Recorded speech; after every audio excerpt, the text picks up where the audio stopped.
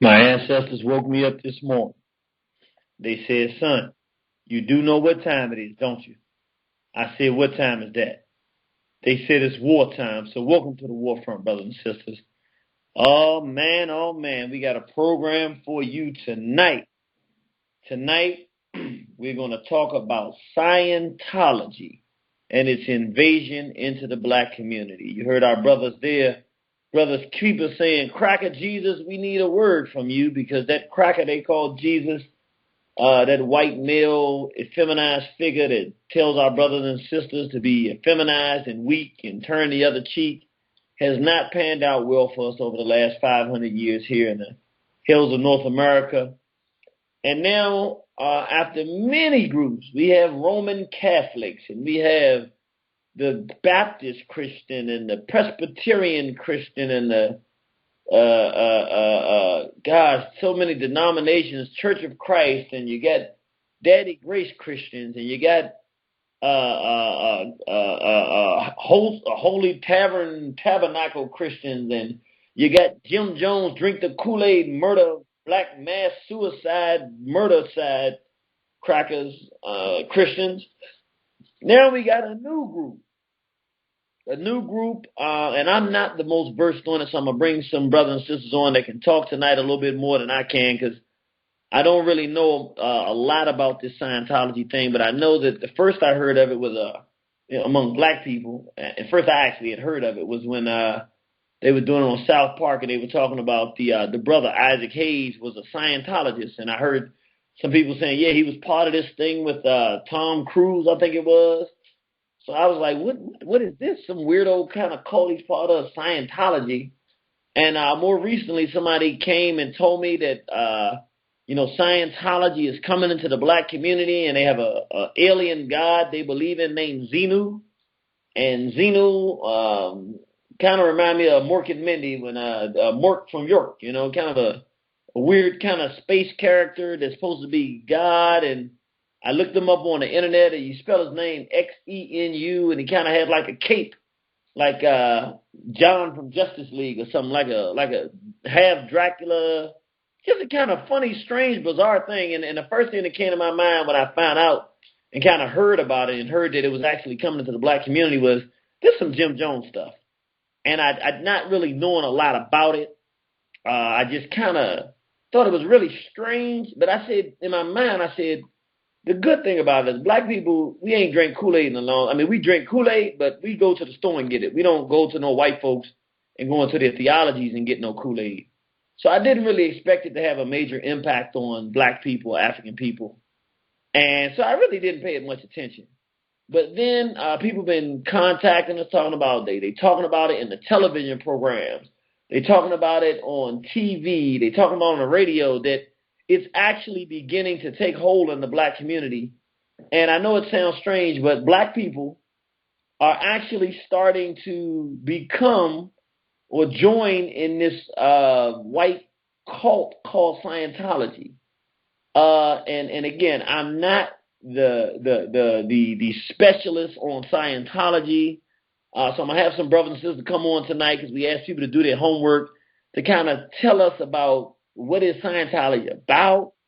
And then we know that there's so many groups in the black community, and what made the final straw for me say, okay, we got to do a program on this. I was going to do it months ago, but because the Nation of Islam and Minister Farrakhan was, big in pushing Scientology in the black community, I didn't want that. I'm saying, do we really want to have that kind of disagreement over the air, whatever the case may be? And of course, it's obvious that we would be in complete, absolute, 100% disagreement with that, being as though, even though we're not members of the Nation of Islam, we love the Most Honorable Elijah Muhammad and the separatist, strong, committed, black racial solidarity that he created and the example he created in the Nation of Islam. Outside of and after the time of the UNIA and the Most Honorable Marcus Mosiah Garvey, we have had nothing, at least in my opinion, that comes close to representing that unified, strong, powerful African force, except the Nation of Islam. And truthfully, the house that Elijah built really has held black people over. And this is my opinion, for the balance of the 20th century. It's not holding us over right now, what is left of it. But we didn't really want to go into it. But I had someone actually tell me that black people in the black nationalist community, or, you know, the black conscious militant community, was starting to think, yeah, you know what, maybe Scientology's not that bad. And that's when I said, okay, you know what, let's do the responsible thing. When anybody else is pushing integration, we talk about it. We don't shy away from it. We're not afraid to talk about it. And we usually are very, very extremely hostile. And quite honestly, to be 100% honest, I've kind of taken a back seat saying, you know, well, we're not members of the Nation of Islam. They have a right to do their thing. So, you know, we weren't going to talk about it. But this thing is getting out of hand. This Scientology thing, there are actually some black people who would otherwise be actively engaged in doing for self and helping us become an independent race of people, who are getting pulled in and their minds are getting zapped and fried, and they're actually like zombies listening to the melodic sounds of some classical music or something floating through the air right down the sick, demented, twisted, weirdo, scientific, gibberish road of Scientology. And I mean, I'm not gonna do a whole lot of intro this program, because we need to get some people who are better informed about it. So we're gonna go with our brother Body Shots. He was supposed to do some research, so we'll see if he did his research adequately. We betting on the brother because he always does, so that he can tell us a little bit about the history of Scientology, what it's about. And then we just want to talk straightforward tonight. We want to talk about Scientology. What are these crackers doing trying to come into the black community? What is their goal and objective? Why is it that we see that there are black groups that are doing it? Why is the Nation of Islam, as opposed to pushing the teachings of the Most Honorable Elijah Muhammad, pushing Scientology, some cracker theology? I mean, what in the world is going on? What dimension are we in that we're actually at a point in time where we're facing a genocide of the race of people, and we actually have crackers can walk in our community and tell us about a green monkey named Xenu, some weirdo space age supersonic Jetson Star Trek type of cracker who bombed the universe and started something or another, and black people will actually spend at least 2 minutes or 1 minute even considering this stuff. What in the world is going on with our people? And what is the white objective? Why are they coming in our community? This is what we want to talk about tonight. What is this whole Scientology thing about? How dangerous is it for black people? Will it really take hold, or is this just some passing fad? And what should we do about it? You know, what should we do about it as a community of people who are determined to do for ourselves? Should we just ignore it? Should we speak out against it? Should we inform our people? Should we go into communities and pass out things saying, stay away from this weirdo Jim Jones cult, for they end up zapping all your money and having you drinking some Kool-Aid in Guyana or Ghana or somewhere? You know, how do we approach dealing with this invasion of Scientology in the black community? So this is how we're going to do the program, a little bit different than we normally do.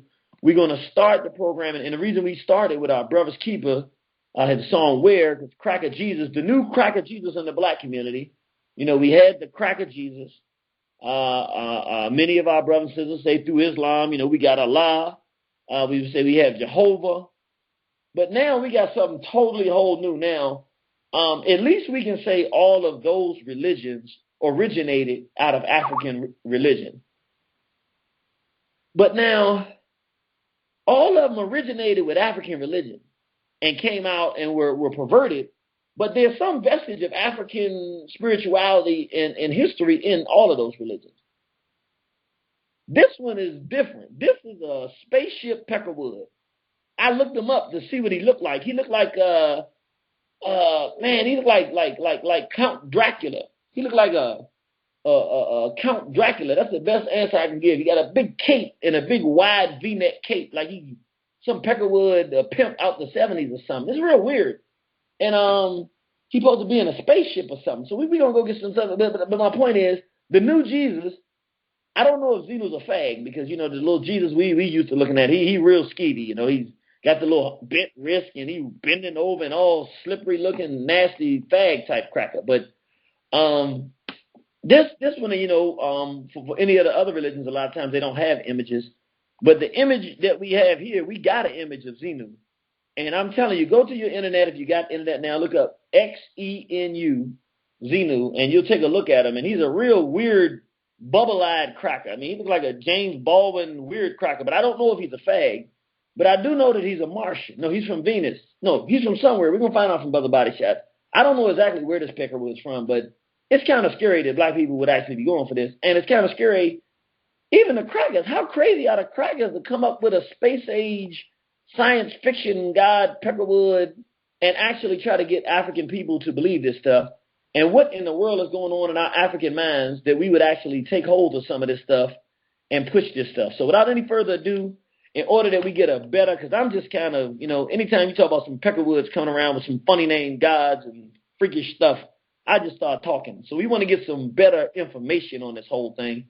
So we're going to go to my brother, our brother resident researcher, historian, griot, spiritual advisor, our brother, none other than the hard hitter, our brother Body Shots in the house. Are you there, soldier? I'm here, brother. All right, brother. Now, what I want you to do, give us about a 5 to 7 minute breakdown of the history of Scientology. The guy who started, I think, is L. Ron Hubbard, the space age supersonic god of Scientology guy, and just the meat of Scientology. What's going on? Okay. His real name is Lafayette Ronald Hubbard. In the 50s, the world had just seen Nagasaki and Hiroshima bombed to death by the small hats. So war was on everybody's mind. You had the birth of the hippies, and so everybody was talking about down with the war and peace and lovey-dovey, this, that, and the third. So he comes out with this science or whatever that's supposed to clear everybody's up, There'd be no more he could heal diabetes, high blood pressure, arthritis, asthma, and ultimately the way he marketed this coming out of the 50s in lieu of the Cold War and McCarthyism was that if everybody became Scientologists, then everybody's IQ would increase and that there would be no more wars. So it kind of like was able to market it to that segment. And because he had a history of writing sci-fi novels, that was basically his beginning base because he started to promote and market from science fiction, like comic books almost like. And that was his original fan base. And from there, he was able to keep marketing it. You want me to go into the theology now? Yeah, give us some about the theology, because I'm not an expert or even a novice on the theology of Scientology. Okay, at the expense of all the scholars and the intellectuals that I know exist, this is the most intelligent listening audience on the globe right now. So I'm just going to give you a disclaimer that some of this is going to be just straight, it's going to be nonsense. Some of it I just infused because I couldn't help myself. Because when I started studying L. Ron Hubbard, I'm going to tell you, Janie, this dude, L. Ron Hubbard, is like the Ebenezer Scrooge. Remember Ebenezer Scrooge? Who wanted to... The ghost from... Huh? The one to kill Christmas? Yeah, remember he had these ghosts that came, the ghosts from Christmas Past? Right. Remember they took him back to his engrams, right? And then they showed him how his father was abusive, and that's what made him want to be the Grinch that stole Christmas. So L. Ron Hubbard, I came to the conclusion that he's Ebenezer Scrooge. So, okay, you got to explain, because we don't know what an engram is. I mean, do I eat cream of wheat with that? I mean, I don't know what an engram is. You got to explain some of this stuff, because you say engrams, that sounds like some graham crackers or something. I'm thinking about giving me some milk and dipping them. Help us out. Give us the theology of Scientology. The theology. Okay. A long time ago in a galaxy far, far away, much to the dismay of elements within the Justice League, the Legion of Doom's fearless leader, the Honorable Xenu, sent a fleet of Decepticons to planet Earth, okay? Wait a under minute. the joint. Hold on. You're making like they don't actually call it this. You saying Decepticons? You add, help us out. Give us. Is this what they say, or like you kind of add lib? Oh my, nah, he did send like a bunch of spaceships to the planet Earth to destroy it though. All right, well, help me out. Let's start over again. Start over, and I understand the kind of the nature in which explain it, but without the like the Decepticon description, but giving us a description. Okay, many years ago, like probably more years than we count. You saying 75 million to be exact. Okay, say it again. 75 million to be exact. 75 million years ago. Okay, then come on, start telling us the theology of Scientology. Okay, Xenu came to Earth on these spaceships called DC-8s. And when they got here with a whole host of aliens, which were us in the incarnate, they set off atomic bombs. They parked their spaceships and they got out and they walked on the Earth. And Xenu commanded everything to be blown up by these atomic bombs. Then with the remaining aliens, which were Thetans, Thetan, these Thetans, he sat them down and he began to brainwash them. And his brainwashing, he showed these holographic 3D images of Jesus, Muhammad, Buddha, Moses, and that's how we got all of these major religions. And basically the theology is that we're all aliens and we're stuck here until you become your operating Thetan again. And you can only become a Thetan again and cast off this mere mortality by accepting Scientology, and that's the only way that you'll ever be found favorable in the eyes of Xenu.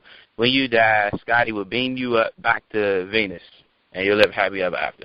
So he's from Venus. Xenu is from Venus, yeah. So, but I thought men were from Mars and women were from Venus. I don't know. Okay. Yeah, that's crazy, right? Okay, so he's from Venus. He's from Venus. Now this is real. You're really giving us the theology of Scientology. This is real. Yes. He's the intergalactic God that leaps cosmos in single bounds. Xenu. So wait a minute. Okay, what color is Xenu? From what I've seen, he's green. He's a green with big eyes, with a cape like Count Dracula. Oh man. Okay, so he's green, and the pictures I'm looking at him, some of them he is green, some of them he's white, but he always has a big like bubble head, and he has humongous eyes. It had to be him. It's been a Xenu sighting. Here's what I want to understand. Okay, so you're saying this was originally, I'm assuming, was sold to white folks. I don't think nobody was coming to black people telling them about Xenu. Am I correct? That would be correct. In fact, L. Ron Hubbard had a bit of disdain for black people. He supported the Nationalist Party in South Africa, which was the regime that brought our brothers and sisters the apartheid. He went on record as telling his wife she didn't need to wash dishes. That's what Negroes was for. But he actually used the N-word. In one of his books on Dianetics, not his books, I'm sorry, one of his lectures, I believe it was in 1959, he gave a lecture in New Jersey where he said basically the process of going through the auditing, hopefully we can cover that right shortly. When he was auditing black people, he said that it was amazing. He said he was thrilled because when they went into their space operas. Now, when you get audited and you go back to your alien self, those chain of events where I was telling you that they blew up the Earth and they watched these holographic images and all that, that's called the space opera. So when he would take blacks back to their space opera, he said he would get a thrill out of it because they'd jump up off the couch and they'd start dancing and running around, and he would laugh and say that they didn't understand why they were so barbaric. This dude was a virulent racist. So he was a racist, but he started a science fiction theology. But now, did he have black members when he started, or was it all white members? There's a guy by the name of, I got his name written right here. His name is like Peter something. Jesse Prince was a black man that was actually in it, and he actually like ascended to high ranks. When you become when you get into the elite group of Scientology, you get in the little element called the Sea Orgs. So this dude Jesse got into the Sea Org, and he got real high status in Scientology, and it was recorded that L. Ron Hubbard didn't like this. And when he died, the current president or the chairman of the board, David Miscavige, who was a small hat, by the way, white so-called Jew, he was under so much racist pressure that he had to leave. So even back then, it was black people actually within the organization. So from the beginning, there were some black people in there, but it was mostly a white organization. Yeah, back then you had, I think like in the 70s, maybe like Al Jarreau, the jazz singer, he was in it. Okay, well then do this so we can, because we want to give people a foundation, and then we want to get to our caller. So help me out here. First, tell me a list of people, black people, who and the list that you have. You tell me that. Explain this.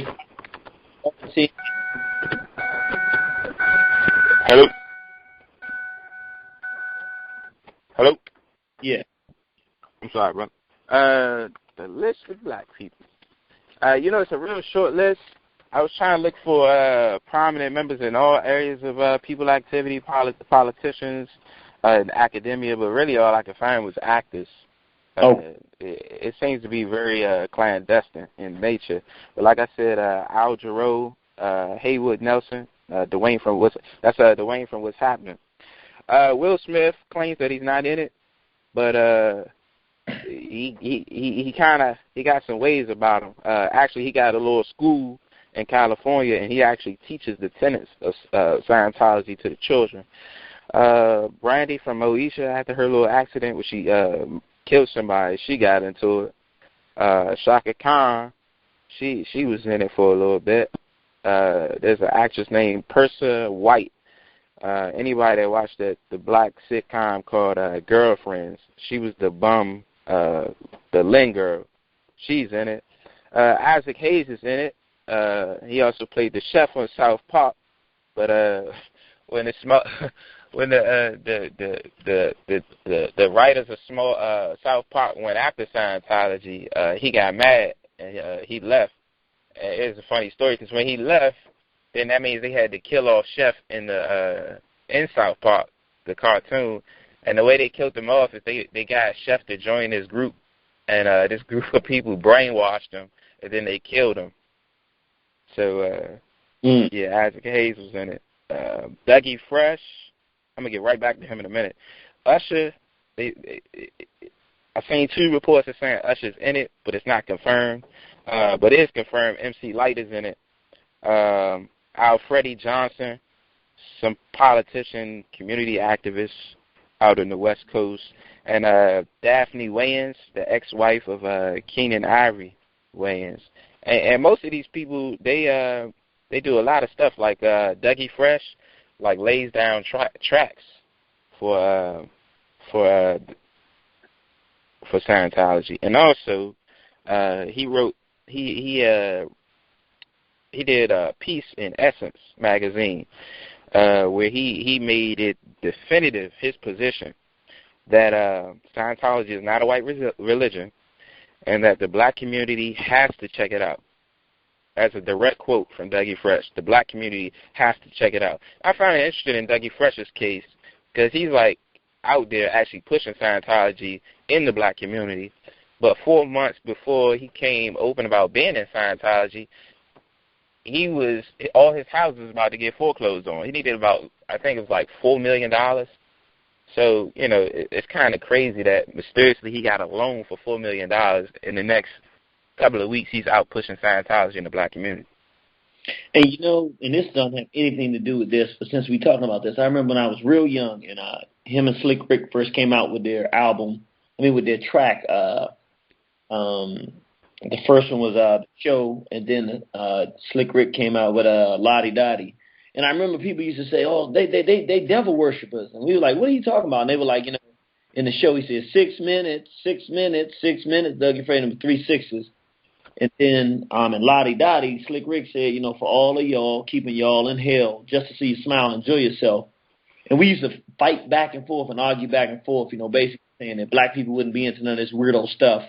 And I was always in the position, that's y'all whole conspiracy theorists or whatever. And this goes all the way back to the 1980s.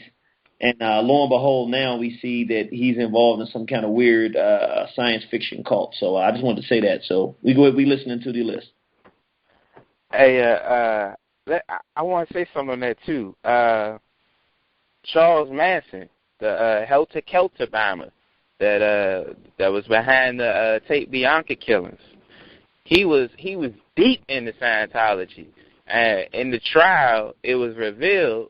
It's written in a book by the prosecutor that, and it came out in the trial that Charles Manson developed his cultural ideas on black people from within Scientology. And if anybody doesn't know about Helter Kelter, you really need to check that out. But back to the Dougie Fresh thing and the devil worshiping, Sammy Davis Jr. was supposed to be at the meeting, and he was supposed to have been killed at the Tate Bianca killings because he was a devil worshiper. Real crazy, man. I think he was definitely in the Satan worship, and I think he left 20 minutes, a half an hour before they came and murdered everybody. Yep. Okay. So continue on with the but as far as you know, Sammy Davis Jr. wasn't one of the Scientologists. Nah. But yeah. So who else we got? That was it on the list of individuals. Because I said it's real hard to get it, and really all you can find is actors.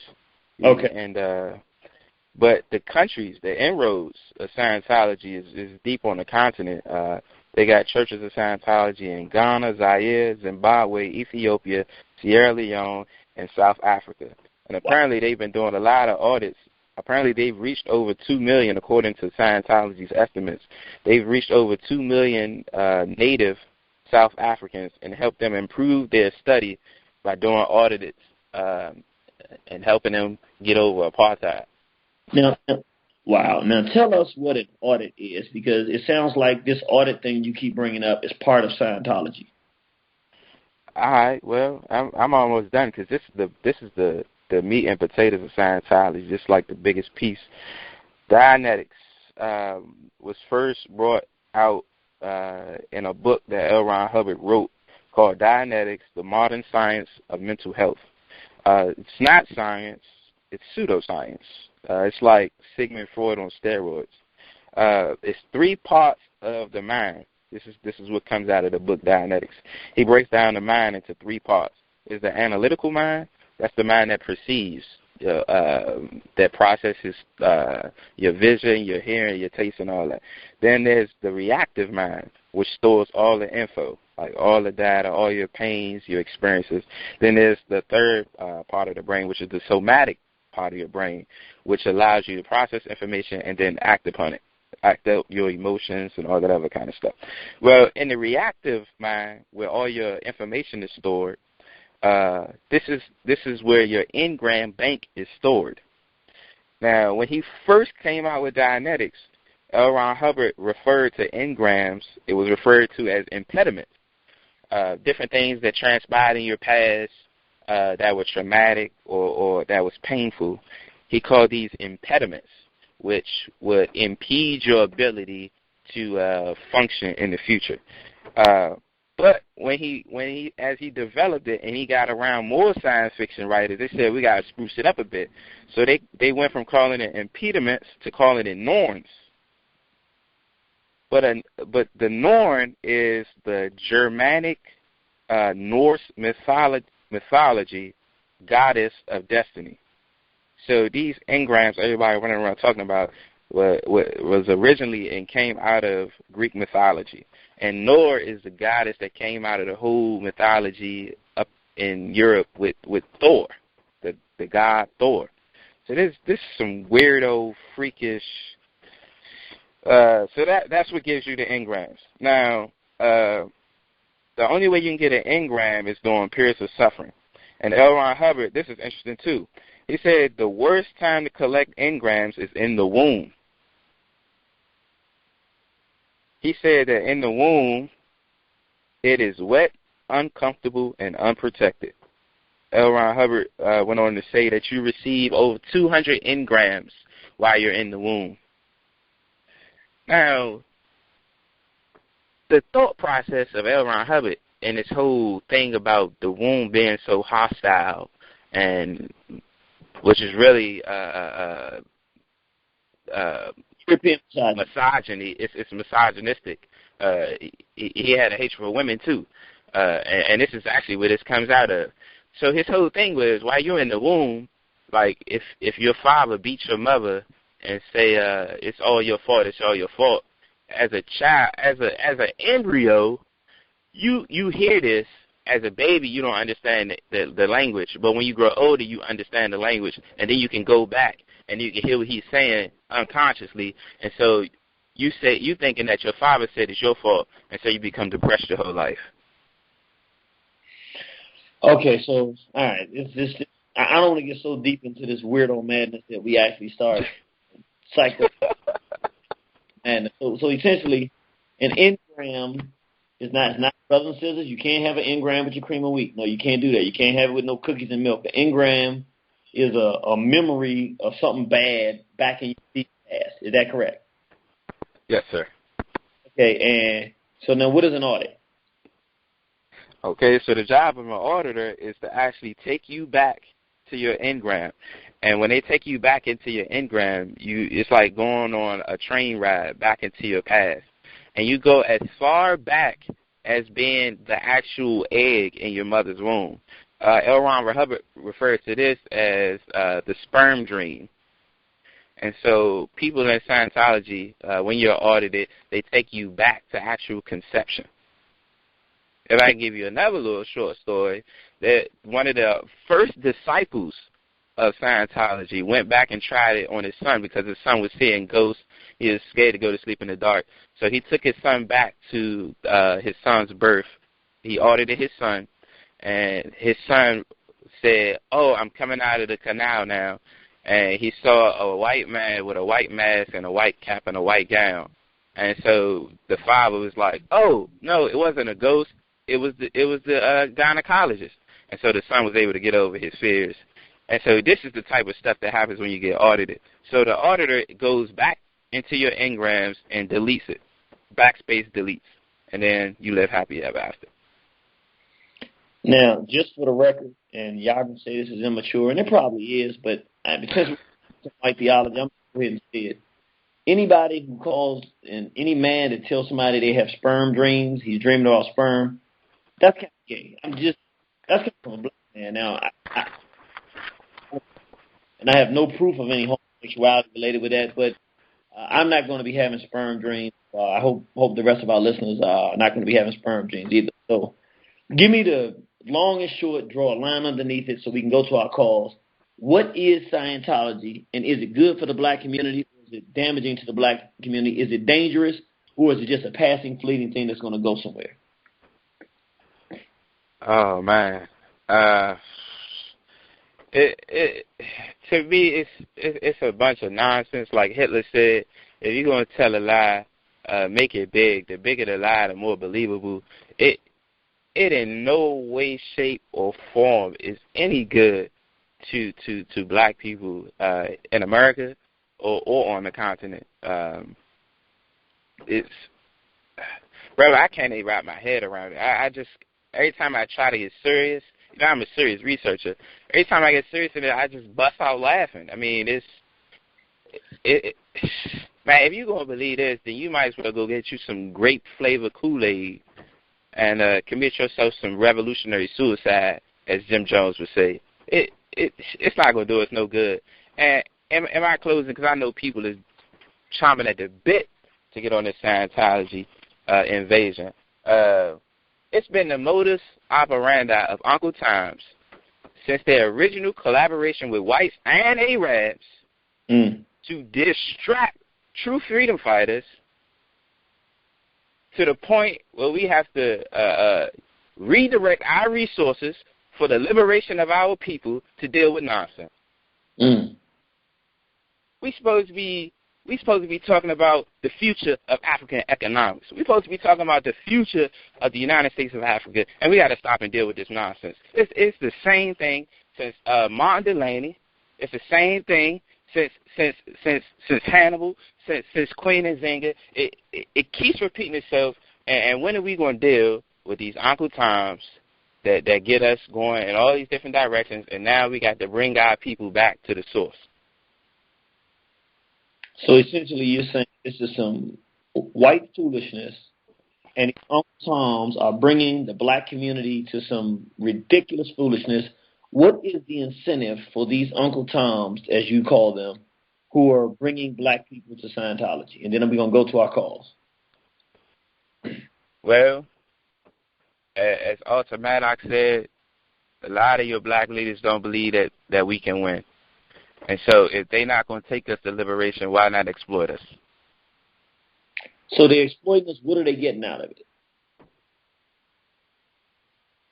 Man, financial gains, material gains, status. That would be the sum of it. So for a little bit of money and a little bit of prestige and getting their name out there, being big in Scientology, they will sell our people a ridiculous dream, so that we pay for these things, and that basically we believe the black community dry, and we not be focused on freedom because, according to you, you believe that they don't believe that we can even achieve freedom. So why not take our people astray? That's right, brother. We appreciate that. I think you've laid down an outstanding foundation for us to talk about it. And I'm going to go ahead and say it. Whatever you want to say tonight, minus the N-word. We do not use the N-word. I don't care what you're using it for, how you're using it, what your purpose is. We don't even use it in quotes. We don't use that term on this program. But other than that, you can say what it is you want to say. We would ask, because we have a lot of youth who listen with their parents, that, you be mindful of the fact we have children there. So profanity would be preferred if you didn't use it. But it's your show, it's your program tonight. We really want you to talk openly and honestly about Scientology, how you feel about it, its invasion into the black community, how much damage you think it can do, and if by some chance, a stretch of the imagination, someone out there believes it's really good for our community, we want you to speak too. So, Brother Body Shots, we really appreciate it. I think you've laid down an outstanding foundation for those of us like myself who know little to nothing about it. We now know about the great intergalactic God, Green God Zenu, of Scientology, and we can now have a good dialogue and discuss it and see, about the engrams and if we think any of this stuff is any good for us, or is this some more Jim Jones African liberation Kool-Aid to kill the progressive movement of our people. All right, brother. So we will definitely appreciate that, and we'll see you on the battlefield. All right. BB48. BB48. Brother, laid it down, and we're going to go right to our phone lines. We're going to an anonymous caller. You're live on One Horizon. Anonymous call, going once, going twice. All right. Detroit. Peace, how you doing? I'm doing good, because I know you've been waiting to talk about this for decades, so don't come in here weak and scared now. Now, you've been for decades and centuries. Now it's your turn to come in here and talk to us. What do you think about Scientology? Is it good for black people? Why are we even having to have this conversation? Is it a danger to our people? And what should we do about it?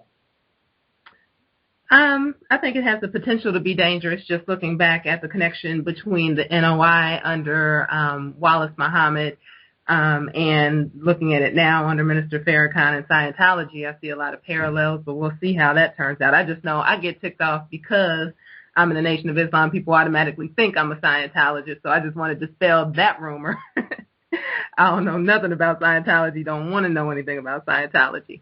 Engrams audited? No, I think, I'm going to keep my engrams. I need those. But last year, I always go and visit my hometown every year for a little while. And last year I was down there, and I saw my former captain, who I hadn't seen maybe since I was a teenager. It had been a minute. And we were catching up, and I was talking to her, and I was asking her, how she was doing and whatever. And she was looking real happy, and she said, "Oh, I'm good. My husband died, but, other than that, I'm fine." And I said, "Oh, I'm so sorry," because they had been married a long time.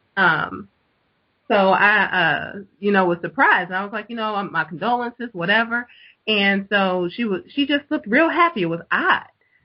And she was like, "Oh, don't worry about it." She was cheesing and, "Don't worry about it. Oh, I'm fine. I'm happy. I'm fine." Now, this woman had been married to this man for a long time. She loved her husband, so it ain't like she was just happy he was dead. And it was real creepy to me. I never paid attention to it until a little while later.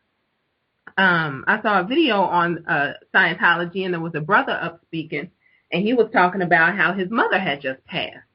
And because his mother had just passed, he said as soon as it happened, he went and audited his wife, or his wife audited him, and he audited his wife and his children, I believe. And a couple hours later, all the children were downstairs playing video games and stuff. It didn't affect them. And that brought me right back to my ex-captain to know that's what's happened to her. She basically had been brainwashed into being this weirdly callous, happy, even though her husband had passed type person. It was weird. So how do you feel about first of all, it's obvious that you don't think Scientology is good for black people. What is the danger of Scientology, in your opinion? Since you think it's a bad thing, what is the danger of it? Well, number one, first and foremost, it's mind control. And, of course, it's ran by white people, even if it's black people now performing some of the auditing process. It is something created by white people. It is a form of mind control. And I see a lot of that having influence in the Nation of Islam. That's why they're so weak. Was it this week or last week when they had that shooting in the school? Yeah, last week. And, I'm sitting there like, I don't care. I mean, it's some crackers. I think it was one person of color there, but it was mostly crackers. Who cares? And this FOI told me I should be concerned for those children as if they were black. What? And I said, yeah. I said, no, brother, I'll be concerned about them if they are black, not as if they were black. If they were black, I would be concerned. They're not black, so I don't have any concern.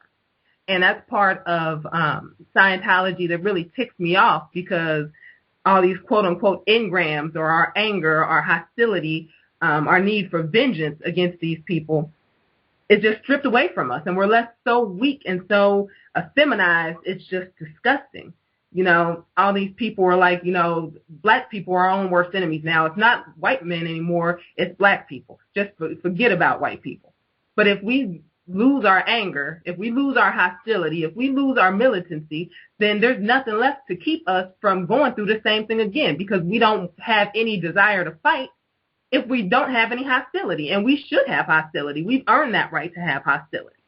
It's just like, if I'm walking down the street and I see some fat bologna smelling like fried bologna type white boy, nasty white boy, a lot of people will make fun of them and say, "Oh, look at that crack," or whatever. I don't do that. I look at him and think that 200 years ago, even though I'm happily married to the man I chose to be with, he could come over and take me from my husband and do whatever he wanted to do to me.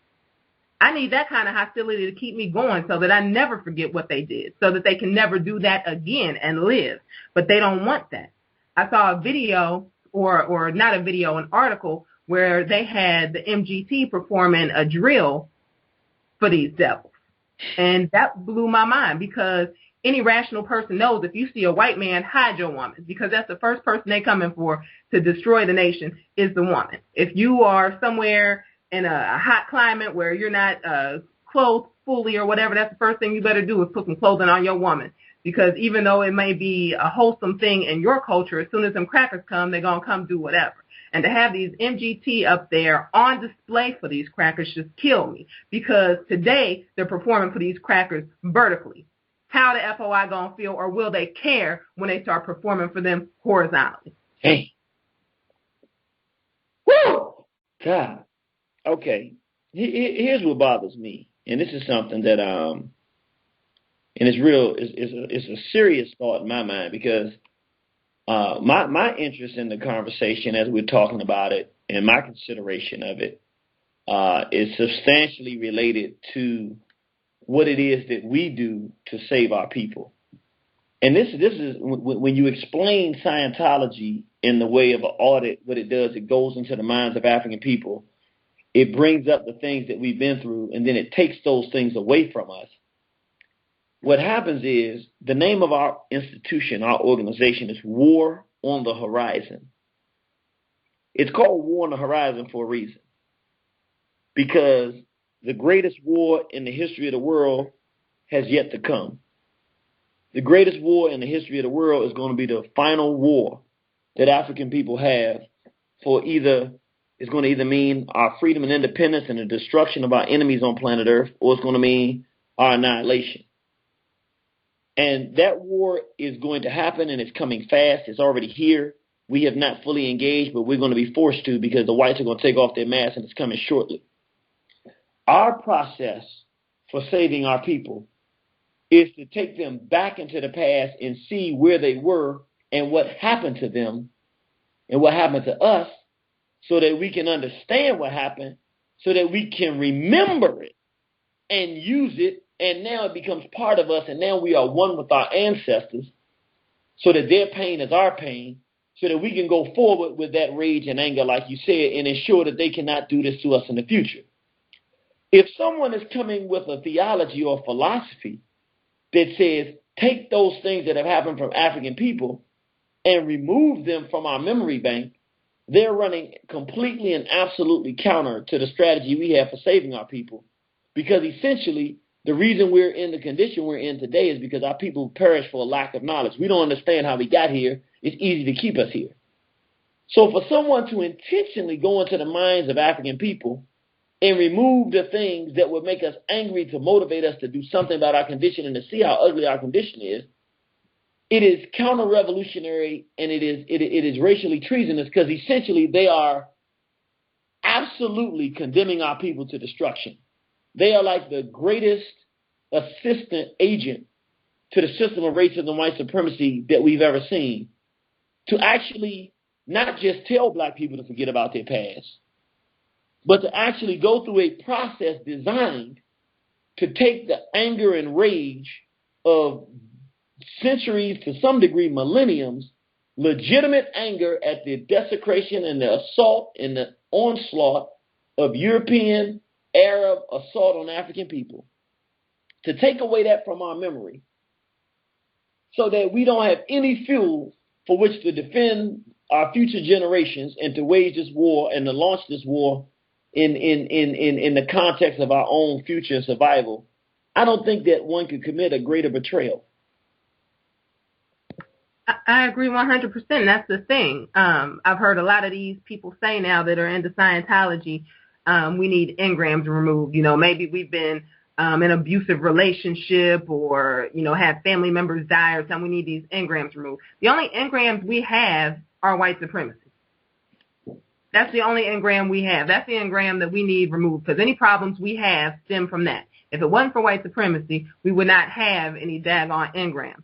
So I'm just tired of it. I saw a video where this brother was standing outside of the Scientology Center, basically defending them, protecting them, standing guard for them like they would at a mosque or something. Like, you know, protecting these crackers. But yet these same people, if you say anything against Minister Farrakhan, they ready to kill you. They ready to kill the black person, but they protecting the white people like some damn pit bull. It don't make sense.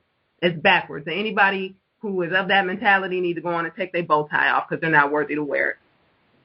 Now, here's a question. Since you're a member of the Nation of Islam, I think it's a reasonable question.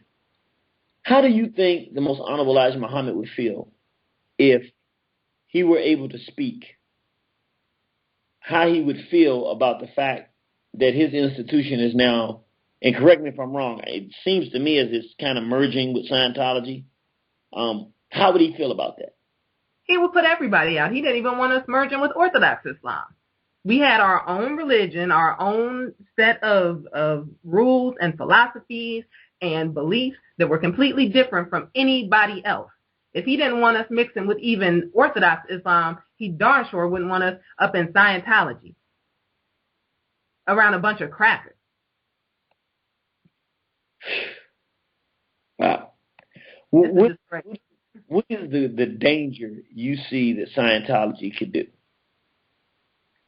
Well, right now, like I said, just really effeminizing the FOI. I mean, I see it. They're weak. If you talk to these FOI, it will make you sick to your stomach to see some of the things that come out of their mouth. But potentially, like I said in the beginning, when the Honorable Elijah Muhammad died back in 75 and Wallace took over, he united with Jim Jones and a couple other cult leaders. And a lot of people in the nation were so disgruntled at the time, some of them actually went over to Jim Jones and left the nation. And probably, I would imagine, some of those ended up dying in Jonestown. Well, you have the same thing today. It's a lot of people in the Nation of Islam who are disgruntled because Nation of Islam right now, like I said, it's a disgrace. It's a joke. It doesn't even have any semblance of what it used to be, what it could be. So you might have some of those people going over to Scientology, or worse yet, Minister Farrakhan's getting old. When he passes, I've always wondered when he passed who was going to take over for him, because there's really nobody qualified. The people in the upper echelon have really no charisma, so nobody's really going to follow them. I mean, you might have a Nuri or somebody like that, but he really don't have enough rank to take over. So what will probably happen if anything happens to him is all these people go on over to Scientology. They're halfway there anyway. And then you're going to have a whole nation of Scientologists made out of what used to be the most militant people in, Black America, so-called Black America. We were the army at one point. Yeah. Wow. Okay. Well, let me ask you this, and I guess I know the reason, but we're talking about Scientology tonight, but you focus most of your discussion on the Nation of Islam. Is it because you're in the Nation of Islam and it means so much to you, or is it because the Nation of Islam is major in promoting Scientology among Black people? Probably because it's major in promoting. I mean, the Nation of Islam's been ticking me off for 12, 13 years now. That ain't nothing new. We've been going in all kinds of crazy directions. But we are having an impact on the Black community in general, and even some other Black militant organizations. I've seen some leadership in other militant Black organizations saying, I don't think Dianetics is that bad. What's wrong with it? More and more people are starting to read it and get involved in it. So like I said, these are the people we're supposed to rely on. These are supposed to be the most militant people we have, and they're being turned into intellectual faggots. And I'm a woman. I'm not one of these feminists who just like these weak brothers. I like strong men. It makes me secure to be surrounded by strong men. And I'm looking around and I'm seeing less and less of them, and it's a problem. Wow. Well, let me ask you the same question I asked the brother, and then we'll wrap it up and we'll go to the next caller. Why do you think, since you focus most of your energy on the Nation of Islam, why do you think that the Nation of Islam is going the direction of merging with Scientology? What is the benefit in that? What is the rationale, the reasoning? They're getting paid. They are getting paid. When they opened up the Salam restaurant back in the day, it took a lot of money. My husband raised $15,000 himself. Everybody was raising money for that, to open this beautiful new restaurant. Then it closed down. A lot of people didn't even know it was closed down. They tried to act like it was still open. They'd open it for Savior's Day or whatever, but if you went to Chicago any other time of the year, it was closed. Darn near looked like a crack house. And now it's open again, and it's all reinvented. How did that happen all of a sudden? Scientology. Nobody's going to say it, but they're getting paid for it. So you really think it's that simple? You're saying it's not about believing in understanding. You're saying for some money, people who are considered to be some of our greatest or supposed to be committed leaders, you're saying for some money, that they would take our people into some weirdo cracker. I mean, do you really, really, really believe that? 100%. It's always been about money. People on the outside don't know how serious the money thing is in the Nation of Islam. How many people have gone broke? How many people have gotten divorced? How many people have lost their homes? How many people have lost everything? It's crazy. Every year for Savior's Day, trying to get that Savior's Day gift together. I've seen people trying to figure out if they should give a Savior's Day gift and send that to Chicago, or if they should get their children beds because they're pressured so much for money, money, money. It's always been about money. If it wasn't about money right now, we'd have a nation, because what happened to all the money at the Million Man March? We don't want to talk about it. Of course it's about money. And, and I'm going to say this and wrap it up, when it comes to this money discussion, that's a real serious discussion, because one thing that's why we did Mind Your Black Business Part 1 and Part 2. We have been tricked into removing finance and economics from the discussion of black empowerment. And if you talk about black empowerment and don't have an economic program, you're setting yourself up for some real difficulty, because honestly, money and the ability to produce and have things and survive in this society are critical. And if you're not able to do that independently with a group of your own, you're going to force to do it on some level and find a way to do it. And I think that far too often many of our leaders or many of our organizations have been bitten by poverty and a lack of money, a lack of resource. And because of that lack of finance and that lack of resource, some things happen in many of our institutions. I'm talking about the nationalist community, maybe the Muslim community as well. I don't know as much about that, but just any black institutions, because of a lack of a financial program, because I know at one time the government stepped in and divorced and split up all the farms and all the businesses that the nation had and probate and held them up and destroyed the economic infrastructure. And without economic infrastructure, I think a lot of our people and organizations go the wrong direction. So thank you for bringing that up. I think that's critical, because that's something we got to consider. Without no money, without no means for production, people turn to the uglier side of themselves, and that's what tends to happen historically. And I think it's something that we need to talk about more often and figure out what we can do to prevent that from happening. Yes, sir. And that was an excellent lecture that you did on Saturday, by the way. Thank you. I was waiting for that. I was about to say, somebody, you said excellent this time, too. A couple times you said, it was good, good. I was like, Irritated Genie, good lecture. I haven't put the words together. When you say excellent, I feel good now. I feel good. So. Yes, sir. No, thank you. We appreciate that in all seriousness. And it's part of the reason we talked about it, is because we do our whole race a disservice if we do not find a way to organize, come together, and build the economic infrastructure, no matter what it takes, even if it means going and taking economics from somebody else. And that's a discussion that we're going to have to have at a later date. But we thank you. Is there anything else you'd like to say in closing?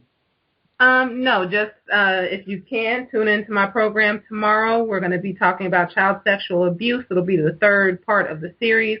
We'll be talking about the manhood and the role of the father in protecting his family. And my guest will be Lennon Honor, so it should be very fun, very informative show. So that's it. Well, thank you. Thank you. We appreciate that. That was done in very good taste, and you made your points, and we appreciate them. And I think you give us a lot of food to chew on, and I know tomorrow night you can give us even more food to chew on. So, listen, if you out there listening, you better be tuned in tomorrow, else something wrong with you, not wrong with us.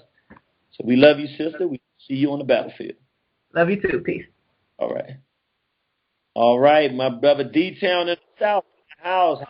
Man. Yes, sir. Black Power, brother. Oh, my brother. Yes, sir. How you doing? I'm doing good, man. How you feeling on the Scientology, man? Well, brother, I mean, of course, anything that comes in that's going to cloud our perception of reality is never a good thing. Like Brother Body Shot said and the sister, I mean, we really need to stay focused on that warriorhood and the method of teaching that the Scientologists have is actually destroying that black manhood, where it's feminizing us. And I can agree with the sister. Some of the brothers in the nation, I see a bit of feminism in them, and their voices and actions and, just this politeness, where I'm not saying we're supposed to be ignorant, but we are, warriors by nature. Hey, bro, man, you bring up an excellent point. I remember growing up, it was health. I forgot to tell you about it. I remember when my mother first took me to see Minister Farrakhan. I was like 12 years old. Yes, sir. She took me to UDC. I'll never forget. And we had to stand in line, but I had to stand in the man's line, and she was in the woman's line. And they were like, "It's okay, little soldier, you'll be all right." And I'm looking at these brothers. I'm like, who are these shiny? Because they was all shiny.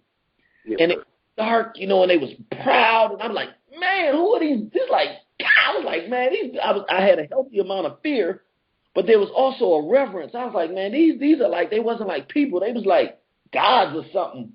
And it was so funny, man. These small hats came up there and tried to like pick it. And it was the funniest thing, man. The brothers grabbed the small hat. It like they faked it. It's like he wasn't really attacking them, but he was picking it, and they made it like he was attacking them. And man, when I say they stomped this, I didn't know he was a small hat at the time. I knew he was a white boy, but now looking back, he was a small hat. And I mean, when I say they stomped him, they did a soul stomp. They grabbed each other's shoulders. They started stomping this white boy, and they dragged him down. I'll never forget, like, partly excited about this.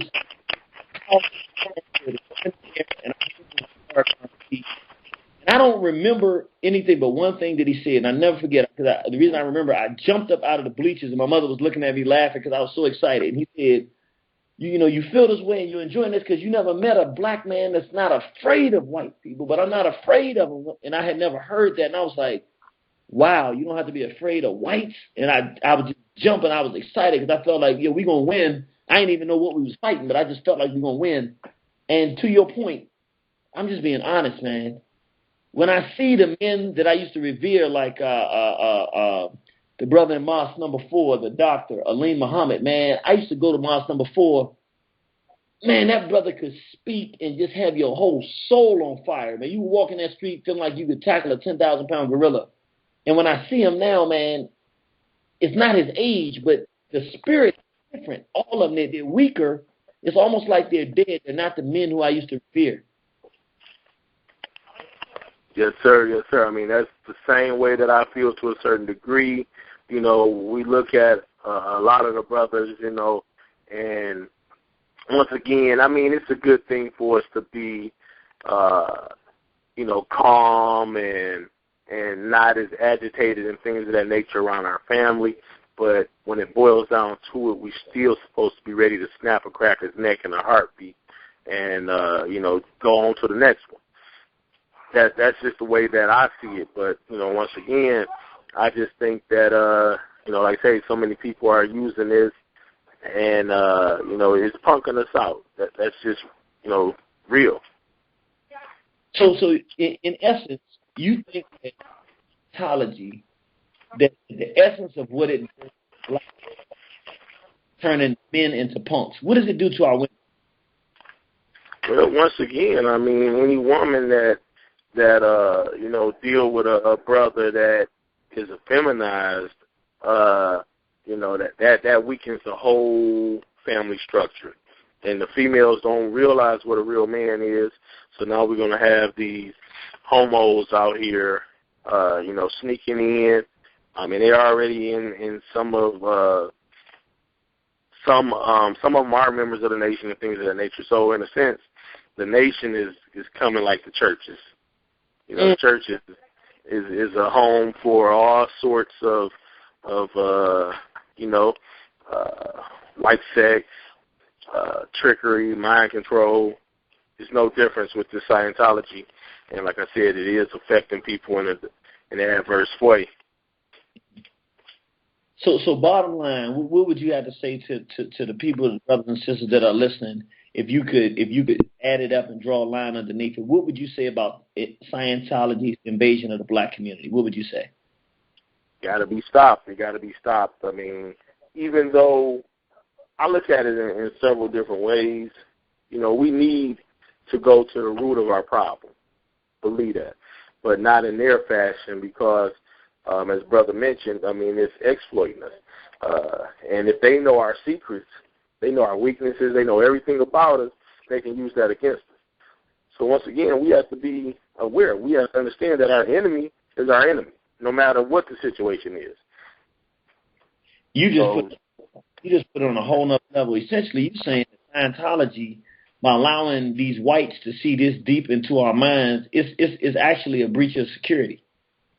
That's right. That's right. I mean, because, everything that goes on, we have several breaches. You know, they've been trying to pick our minds and brains for the longest, and they always get so far. And then they stump like, dang, I thought I had them. That's the reason why we're not completely off of the face of the earth right now, because there's always something that they never took into account, that would happen. Wow. But my brother. Mm-hmm. Go ahead, bro. My brother? Yes, sir. Can you hear me? Yeah, I can hear you now. All right. But part of my homework, brother, I want to bring up as well was, naming some of the black celebrity Scientologists. Yes, sir. I just want to go ahead and hit into that, and, we'll go and go in which direction, whatever direction you want to. Uh-oh. You still with me, brother? I tell you what, brother. You got a bad connection. Call us right back, because we got to hear that, because we're going to hear, we got one list before. Definitely want to hear the list that you got. So go ahead and call us right back, and then we're going to go to the next caller, and then as soon as I finish with this call, I'm going to come right back to you and let you give us that list. All right, brother? All right. All right. So we're going to come back with our brother in D-Town right after these messages. 5659, you live on One Horizon. Black Power, a BB for Hodier. Sir, BB for Hodier. Minister King Samir Shabazz. New Black Panther Party, black on the scene. We got the king. The king is in the house. Hey, your phone is breaking up every now and then, bro. I don't know if you noticed that or not, but it's all good. Man, it's a pleasure and an honor, family, to be black on the media waves. I've been down purposely, family, purposely. Some things really had to be situated. Some things had to get done, and just some overall security for myself, because this cracker is coming at me hard. So I had to just make a few moves and kind of lay low for a hot second, as a wise general always does. I never retreat, but I had to go black to the drawing board. So the Black Survival Show will be black. We're ready to come black. We're ready to come black with the Black Survival Show, indeed. I'm just honored to be black on War on the Horizon again, man.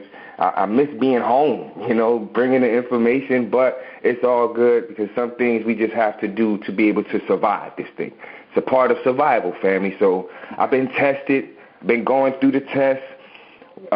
We went through major struggles and, some real mishaps during the hurricane. We survived. So, I passed my final exam. But I'm honored to be able to take part in this particular conversation tonight, because I've just been waiting, seriously waiting, to kick some behind about this damn Scientology stuff. Let me start with this.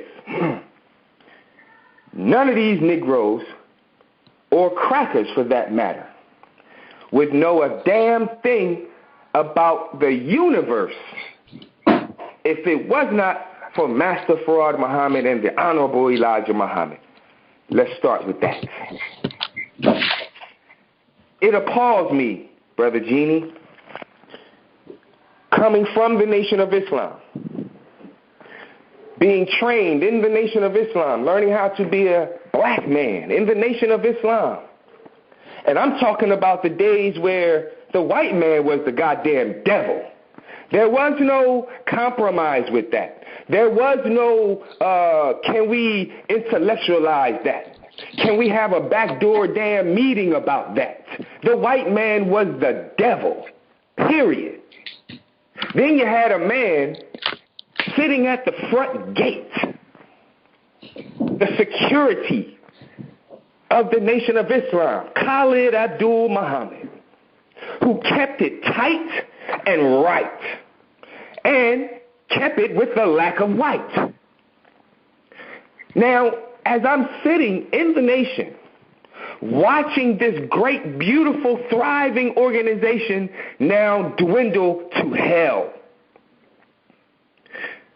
As I always say, once they got rid of Khalid Abdul Muhammad, the Nation of Islam clearly has shown that it was going in another damn direction. Because how do you get rid of the man who stood by your side when you raised the Nation of Islam back up from nothing and no one?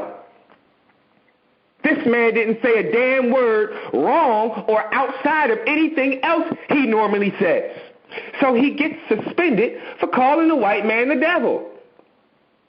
We really have to look at these situations here, and that's a bunch of crap. I want to say something else, but I understand we got family on. But it's a bunch of crap.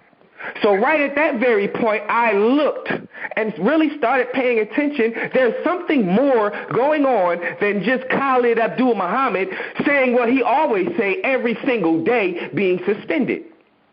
If we pay attention to the Million Man March, pay attention to the words that were said in the Million Man March. Pay attention to the actions and the words that took place at the Million Family March.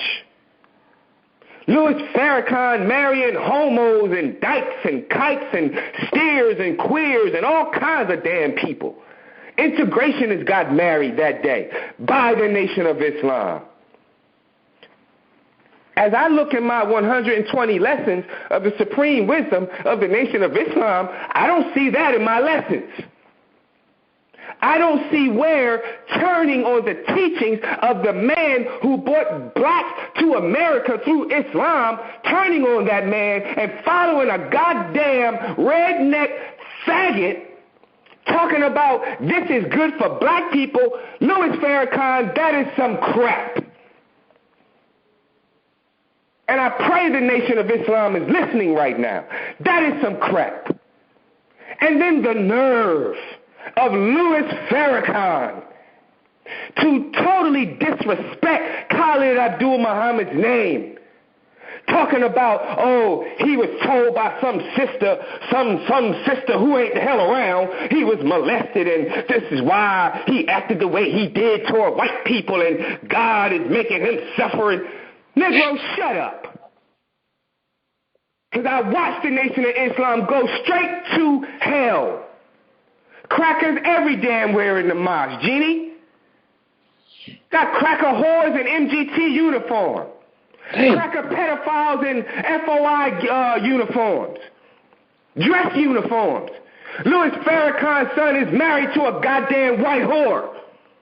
Whoa. And has a child by this whore. Whoa. Stop for a second. I ain't never heard that before. Joshua Farrakhan is married to a white woman. Yeah. There is white women in the Farrakhan family. Hey. I said it. Anybody want to challenge me on it? Come with it. Joshua Farrakhan has a white whore for a wife. Dang. With a child buyer. So if we want to talk about what's real, the Honorable Elijah Muhammad teachings is real. And for Louis Farrakhan to take down the picture of Elijah Muhammad and put up the damn picture of L. Ron Blubbert at Savior's Day was an outright disrespect. But nobody challenged Louis Farrakhan on that. I wonder why. Because you Negroes are too damn weak and pathetic. We're pathologically soft. We have become pathological homos, pathological talkers, pathological marchers, pathological mouth pooters. We do damn nothing, and it's in our pathological genes to do nothing. Sit back and let the white man have his way with our behinds. But to turn on Elijah Muhammad, hell, you had turned on every black man, woman, and child in America. And this is not direct. I still have certain comrades I deal with in the nation. But hell, we got to keep it real. We got to keep it real. The white man is the devil. I don't give a damn what you say. And if you can't show and prove that, shut your mouth. You want to be running around here with some goddamn Transformers and some damn Decepticons from Mars and Venus? How does that even sound? This sounds like a genie. I'm listening to Body Shots, and I'm like, wait a minute. I'm thinking of Star Wars and Battlestar Galactica. Y'all remember that show, right? And then, it sounds like another unseen part to the Transformers. Like, this is Transformers Part 4 that hasn't come out yet. We have absolutely lost our minds, family, to actually believe some cracker telling you some damn Decepticons is coming from outer space. Man, we believe any damn thing. We have become pathological believers of white supremacy. That's all I gotta say, man. I'm gonna leave it. I'm gonna stop because I'm getting ready to get on a roll. I've been quiet for way too long, but I'm gonna stop right there. Woo, man, King. Well, they say the King is back. Good gracious, man. I only had brother. I ain't gonna lie to you. All I can say is, brother, we glad to have you back in the house. You know we with you all the time, brother. And like we always say, we love you, and you know we will definitely see you on the battlefield, warrior. Bibi Fahodie. Bibi Fahodie. Y'all heard it, brothers and sisters. That's the brother King. King Samir back in the house on time and keeping it right. Now, my brother, my D-Town brother, dropped the line. He was going to give us that list, brother. If you call back in, what I'm going to do, I'm going to break in on my call and let you come in so you can give your list. He might have had to go to work or something, or he might have just dropped because, when Brother King come in, he going to drop the bomb. So, he probably just stops out. I got to hear this. I ain't even try to be on the line.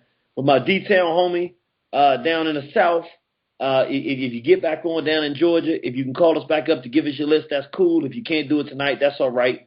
We're going to move to our next call, and we're going to try to pick the pace up a little bit because we got a lot of callers, and I want to make sure everybody gets a chance to speak tonight, and we got to go over tonight. We're going to do that. 0036, you live on Warner Horizon. Going once, going twice. All right. 5067, you live on Warner Horizon. Hotel Brother Genius, Brother Tinker Minnie. Hey, that young warrior, that young intellectual African freedom fighter, Tinker Minnie in the house. How you doing, soldier? I'm doing fine, sir. I really ain't got much of coming. I'm just hearing all this knowledge that King Samir, Sister Shabazz, and Brother Body Shots, and you, just waiting for the Brother D from the D to get back. And also the lecture I saw Saturday. I liked it how you broke down poverty, man, because a lot of people don't realize where their poverty come from white supremacy, and I like that as well. Yes, sir, brother. Tuned in strong. Even on the weekends, brother, that's a committed soldier. We're going to have to make sure we talk to you so that we can take care of things and look out for you because you in college, and we know what it was like in college. So you send us an email so we can figure out how we can send you something so we can send you just some appreciation and something to hold you through some of those tough times college students go through. And let me ask you, man, how good did it feel to hear King Samir back in the saddle, man? It felt good because, like, everybody on War on the Rise and go hard, but when King Samir come on, it's like that old Nation of Islam spirit. The crack is the devil. The crack ain't no good because like I said, I don't know too. I know about the Nation of Islam, but I don't know the inside information. But I have known that they have calmed down on the white man as the devil, and I'm glad that every time I hear King Samir, he tells us every day that everybody do. When King Samir get it, you ain't got no choice but to listen, because he'll cuss you out. He'll put in your head that, hey, the white man is your enemy. I don't care how many white friends you have. I don't even care if a cracker say your life. That's the devil, and I liked it, and I'm glad to hear it. And I would listen to him all through college every day. I didn't care if I had homework or nothing. I would do the homework and listen to him. And I'm glad to hear you back. Yes, sir. We appreciate you, brother. We definitely appreciate the support. And keep spreading that word and passing out those goodies we gave you, man, and get us some young people to recruit and listen in and get energized and interested in the freedom of our race. And we're going to send you something just to say how much we appreciate you, young man, and support you in your education and your future. Yes, sir. I got one comment, though. Yes, sir. I remember when Brother Bodyshot said Isaac Hayes was a Scientologist, and he left South Park because they started making fun of Scientology, right? Yes, sir. Now I know a lot of people respect his music, and he did have some good music, but my thing is this. The whole time, South Park was using the N-word, making fun of black people, doing all this stuff about black people, and you being a brother who was in the Black Power movement, they had an episode where they had the Ku Klux Klan on there, and they had a flag, and the whole town, and South Park had a flag where they had a black man hanging on the flag, and they was all beating about the flag. He didn't like it, but then they changed the flag around some kind of weird way, but they kept the black man hanging on the flag, and then he said, you know what, you crackers okay after all, and he forgave him.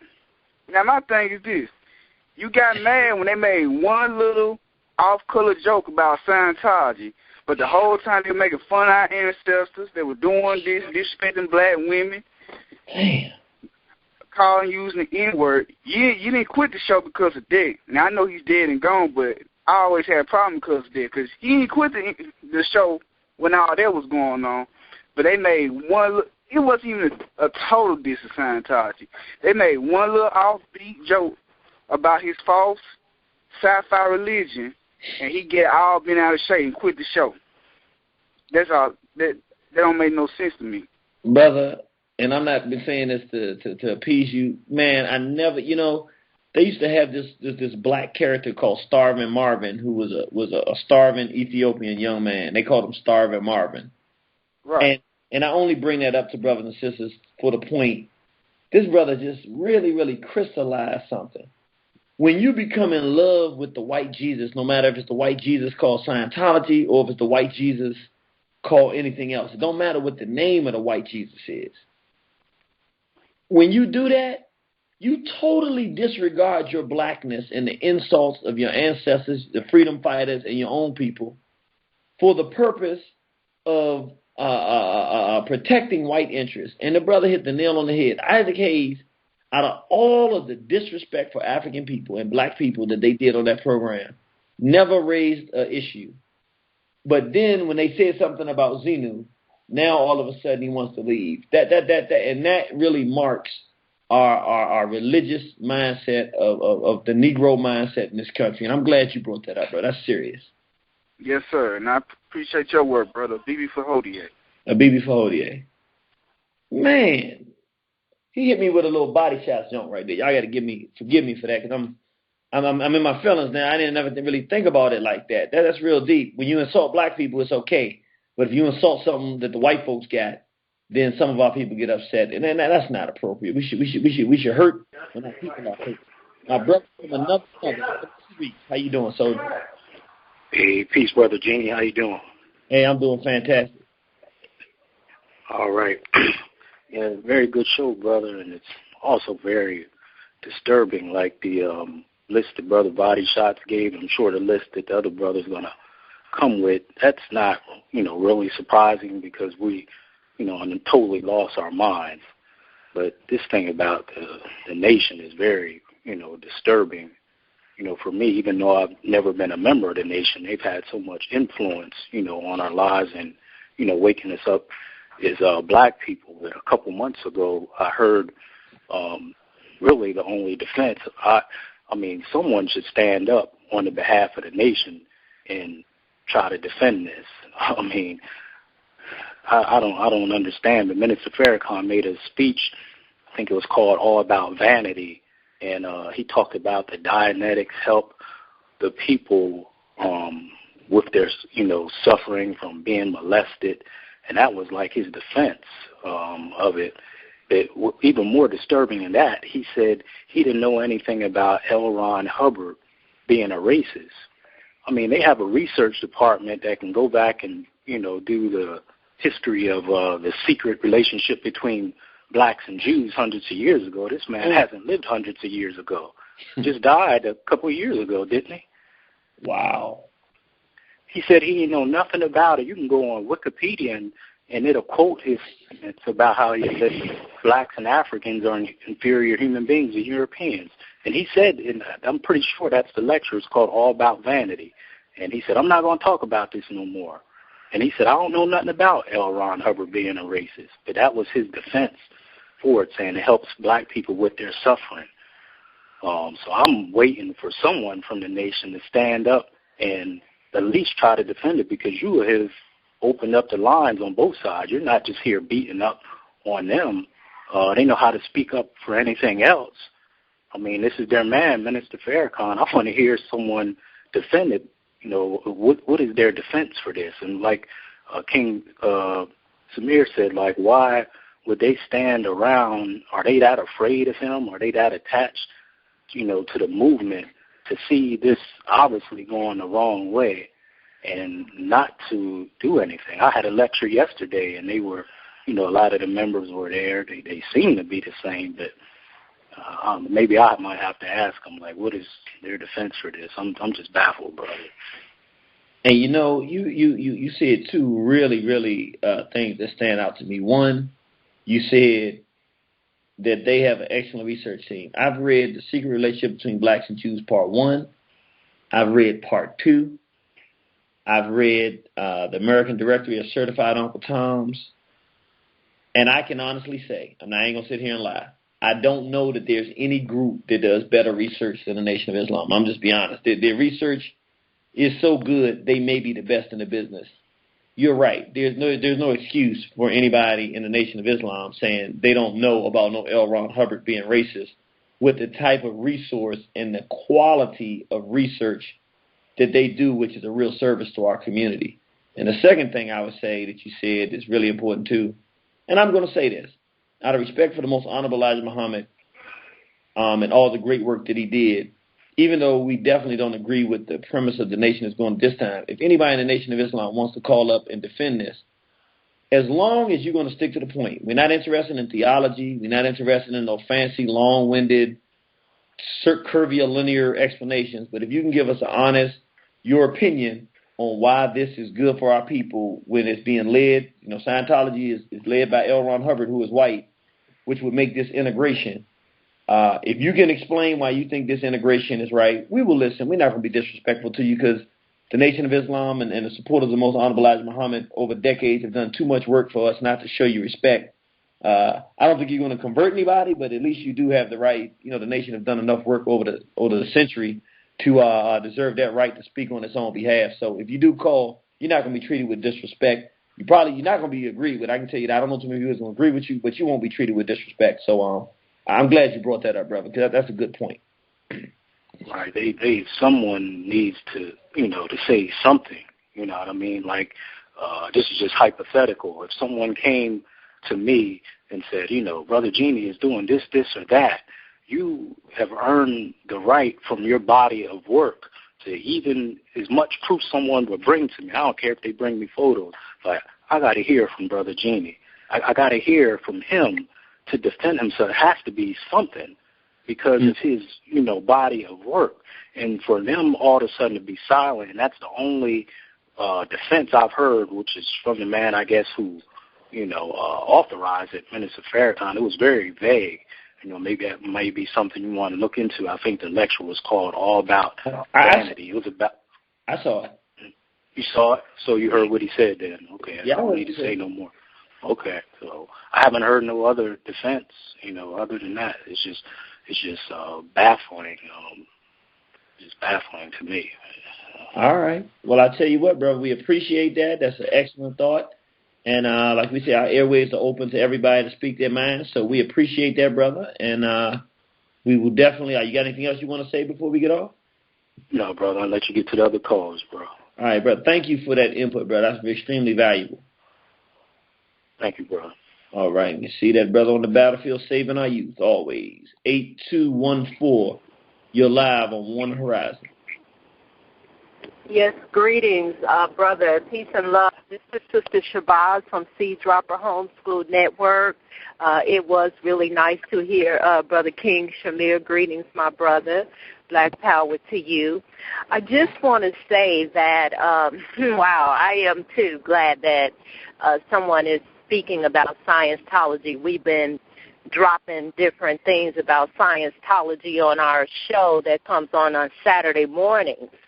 Mm-hmm. But what I would like to say is that there's some deep history that goes with L. Ron Hubbard, and that is that he believed that he was a reincarnation of a Blackfoot Indian, so-called Indian person, as they call it anyway, and that it was through his family history that this revelation of their teachings has come about.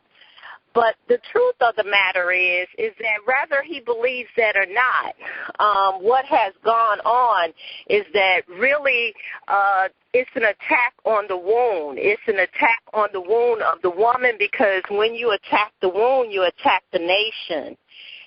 But this is not nothing new. What has happened is that we have allowed brothers and sisters to go along unchecked on lots of things. I heard Sister Shabazz talking about earlier all of the different type of financial things that have gone about, and really they have been gone unchecked.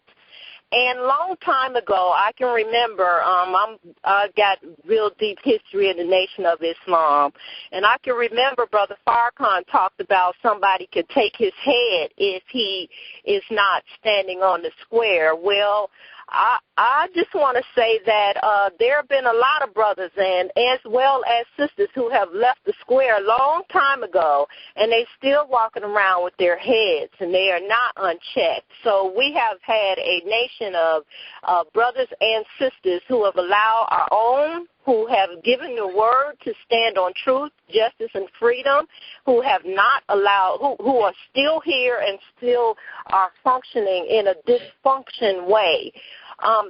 As far as Scientology, as it's taught right now through another slave ship, because that's all it is they're taking us to a new dimension of a slave ship.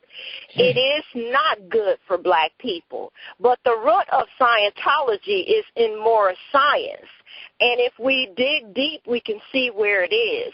But as it's being taught and given to us and spoon-fed to us right now, through the Nation of Islam that is taught by Eugene Wilcox, who was also now known as the Honorable Minister Louis Farrakhan, then that Nation of Islam is not right and exact. And as the sister talked about earlier, I'm a member of the Nation of Islam because it is not exclusive to Brother Farrakhan and his followers. It is for those of us who believe in Islam, who follow the universal principles of Islam. And my family and I are not related to what they're teaching, although we fly the name Shabazz, but we don't fly under his flag. But, brother, I just want to add and just finally say that we must start to respect the womb. Most of this could not have happened if we did not have the respect for the womb, which is what they're attempting to kill, is the wound. They want to go inside the wound of the mind so that they can kill whatever it is that they think that our ancestors have left in us and our DNA codes, that they want to have the science of the universe that only exists in us. They want to have the keys that unlock the pyramids that only exist in us. And those brothers and sisters who have given over us those of us who are following the Nation of Islam under Farrakhan, there is something that needs to be said publicly about what's going on. And I thank you all for bringing this as a public forum to have us to talk about and dialogue on the illness. Basically, they are creating diseases within us. And also, one thing that has not been talked about is, and maybe I missed it, but these brothers and sisters are also going under electro probes. And if you're going on under electro probes, understanding that what goes in must comes out. There's always an input and an output that takes place. So we don't know what they're putting in. So I just say take that as a warning. There are people who are being programmed to do some things that are unmentionable. And this is the war of Armageddon, as the Honorable Elijah Muhammad warned us. But the war of Armageddon is the war of the mind. And that's what Scientology is taking it to right now. They are attacking the mind of us, because they want the codes of the universe that only exist in the melanated people. So thank you, my beloved brother. I appreciate you all for having this show and this forum, and I pray that the Almighty Divine Creator continue to bless you all with many blessings and abundance. Thank you, my Peace and sister. love. All right, we'll see you on the battlefield.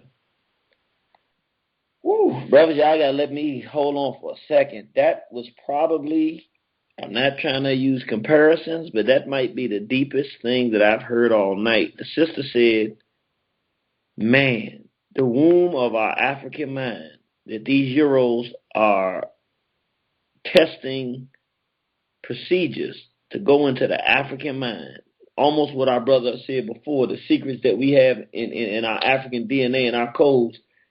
But she took it to a real deep level, going to the. It's almost like that movie. What's that movie with the blue monsters and space monsters? Avatar, where the white female wanted to get to the tree of life to go to get all of the secrets of the universe from the Avatar group, and that seems almost like what they're doing here. It's like they're going into the African mind, and because I have no idea what they're doing, it's not that scary sounding to me because I'm not going to undergo it, but I haven't really considered until the sister just said it really, really deep, until the brother said it first from Detroit. Now the sister's saying it. I didn't consider what she said, that there are things in our own understanding that we don't even know because it's been robbed from us, and these crackers are going in and getting it. I don't like that idea. That's a whole nother dimension. I don't even know if I'm going to have to spend a night thinking about that one. So let me go ahead and bring my brother, the warrior. How you doing, soldier? Brother David Muhammad. How you feeling, bro? Doing fine, sir. How's the guy doing? Oh, you know, everything is going well, brother. Yes, sir. Brother, this Scientology thing is sick. You know, Minister Farrakhan, you know, his motivation, in my opinion, what the sister mentioned earlier, is money.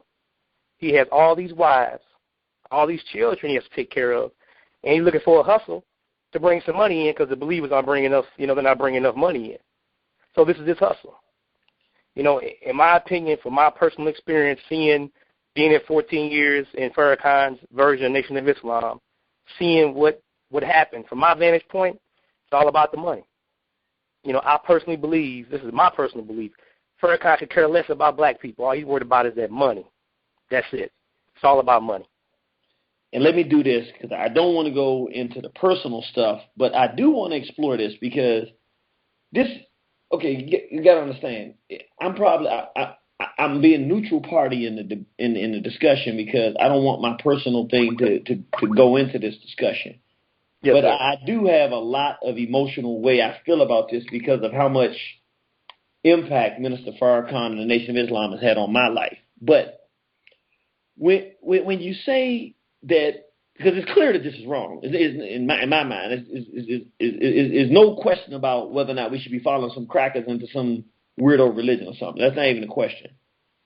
But to think that something as simple as $1, I mean, strictly without anything else being considered, that is just $1 bill, that is what would lead to this type of direction.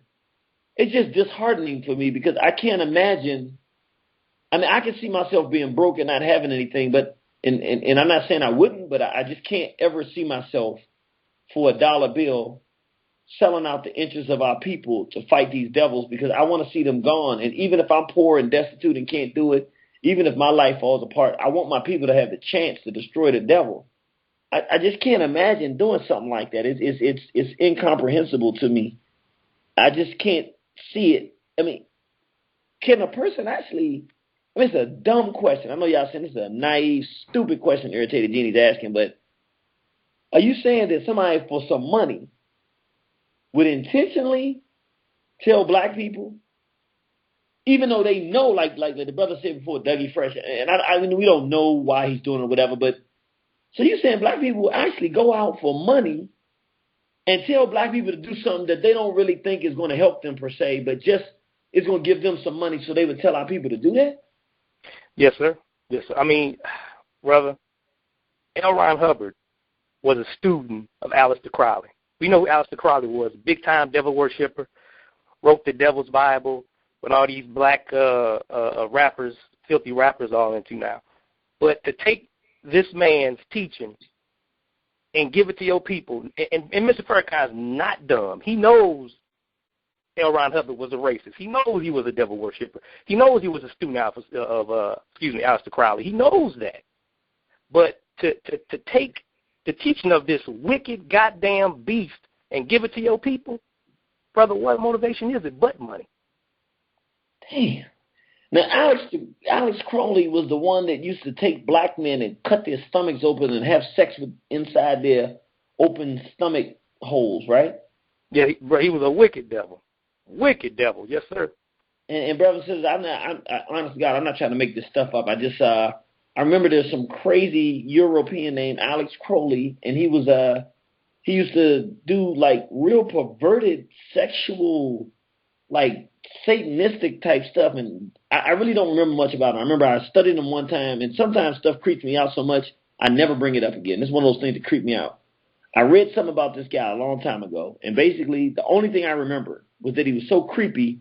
The only story I remember is that one of the things he would do is take a black man, and they would kill him, and he would cut a hole in his stomach, and then he would have sex in his stomach. And it creeped me out so bad, I stopped studying it. I said, this is too much for me. Let me go back to the pedophile thing and people raping and slave ships and stuff like that, because I really couldn't wrap my mind around it. So you're saying L. Ron Hubbard studied under this devil-worshipping weirdo Peckerwood named Crowley? Yes, sir. A lot of Crowley stuff you can find it in. Because, yeah, brother, this is not the first time Minister Farrakhan has tried to introduce Dianetics and Scientology into his organization. It's not the first time. A lot of his followers don't know that. You know, I was in from 88 to 2003, and this is his third time introducing it. This time he forced it. The other two times he kind of just, played around with it. Because I read not the whole book, but I was introduced to Dianetics, back in 1994, after he got rid of Colin and started really getting deep trenched in hanging out with crackers and bringing crackers into the temple and all the foolishness you see today really out in the open, he was doing behind closed doors. They started pushing Dianetics in. They had the book was floating around then back in the mid-'90s. A lot of people don't know that. I remember Dr. Khaled making a statement, and back then I loved the minister. I loved Dr. Khaled, but being young, I was the reverence was for Minister Farrakhan, but that close emotional tie was to Dr. Khaled, because he was hitting right he was straightforward. No holds barred. He was funny, but he was real hostile to the devil. And I said, that was my spirit. And I remember him saying, Minister Farrakhan's getting a little cozy with them Jews.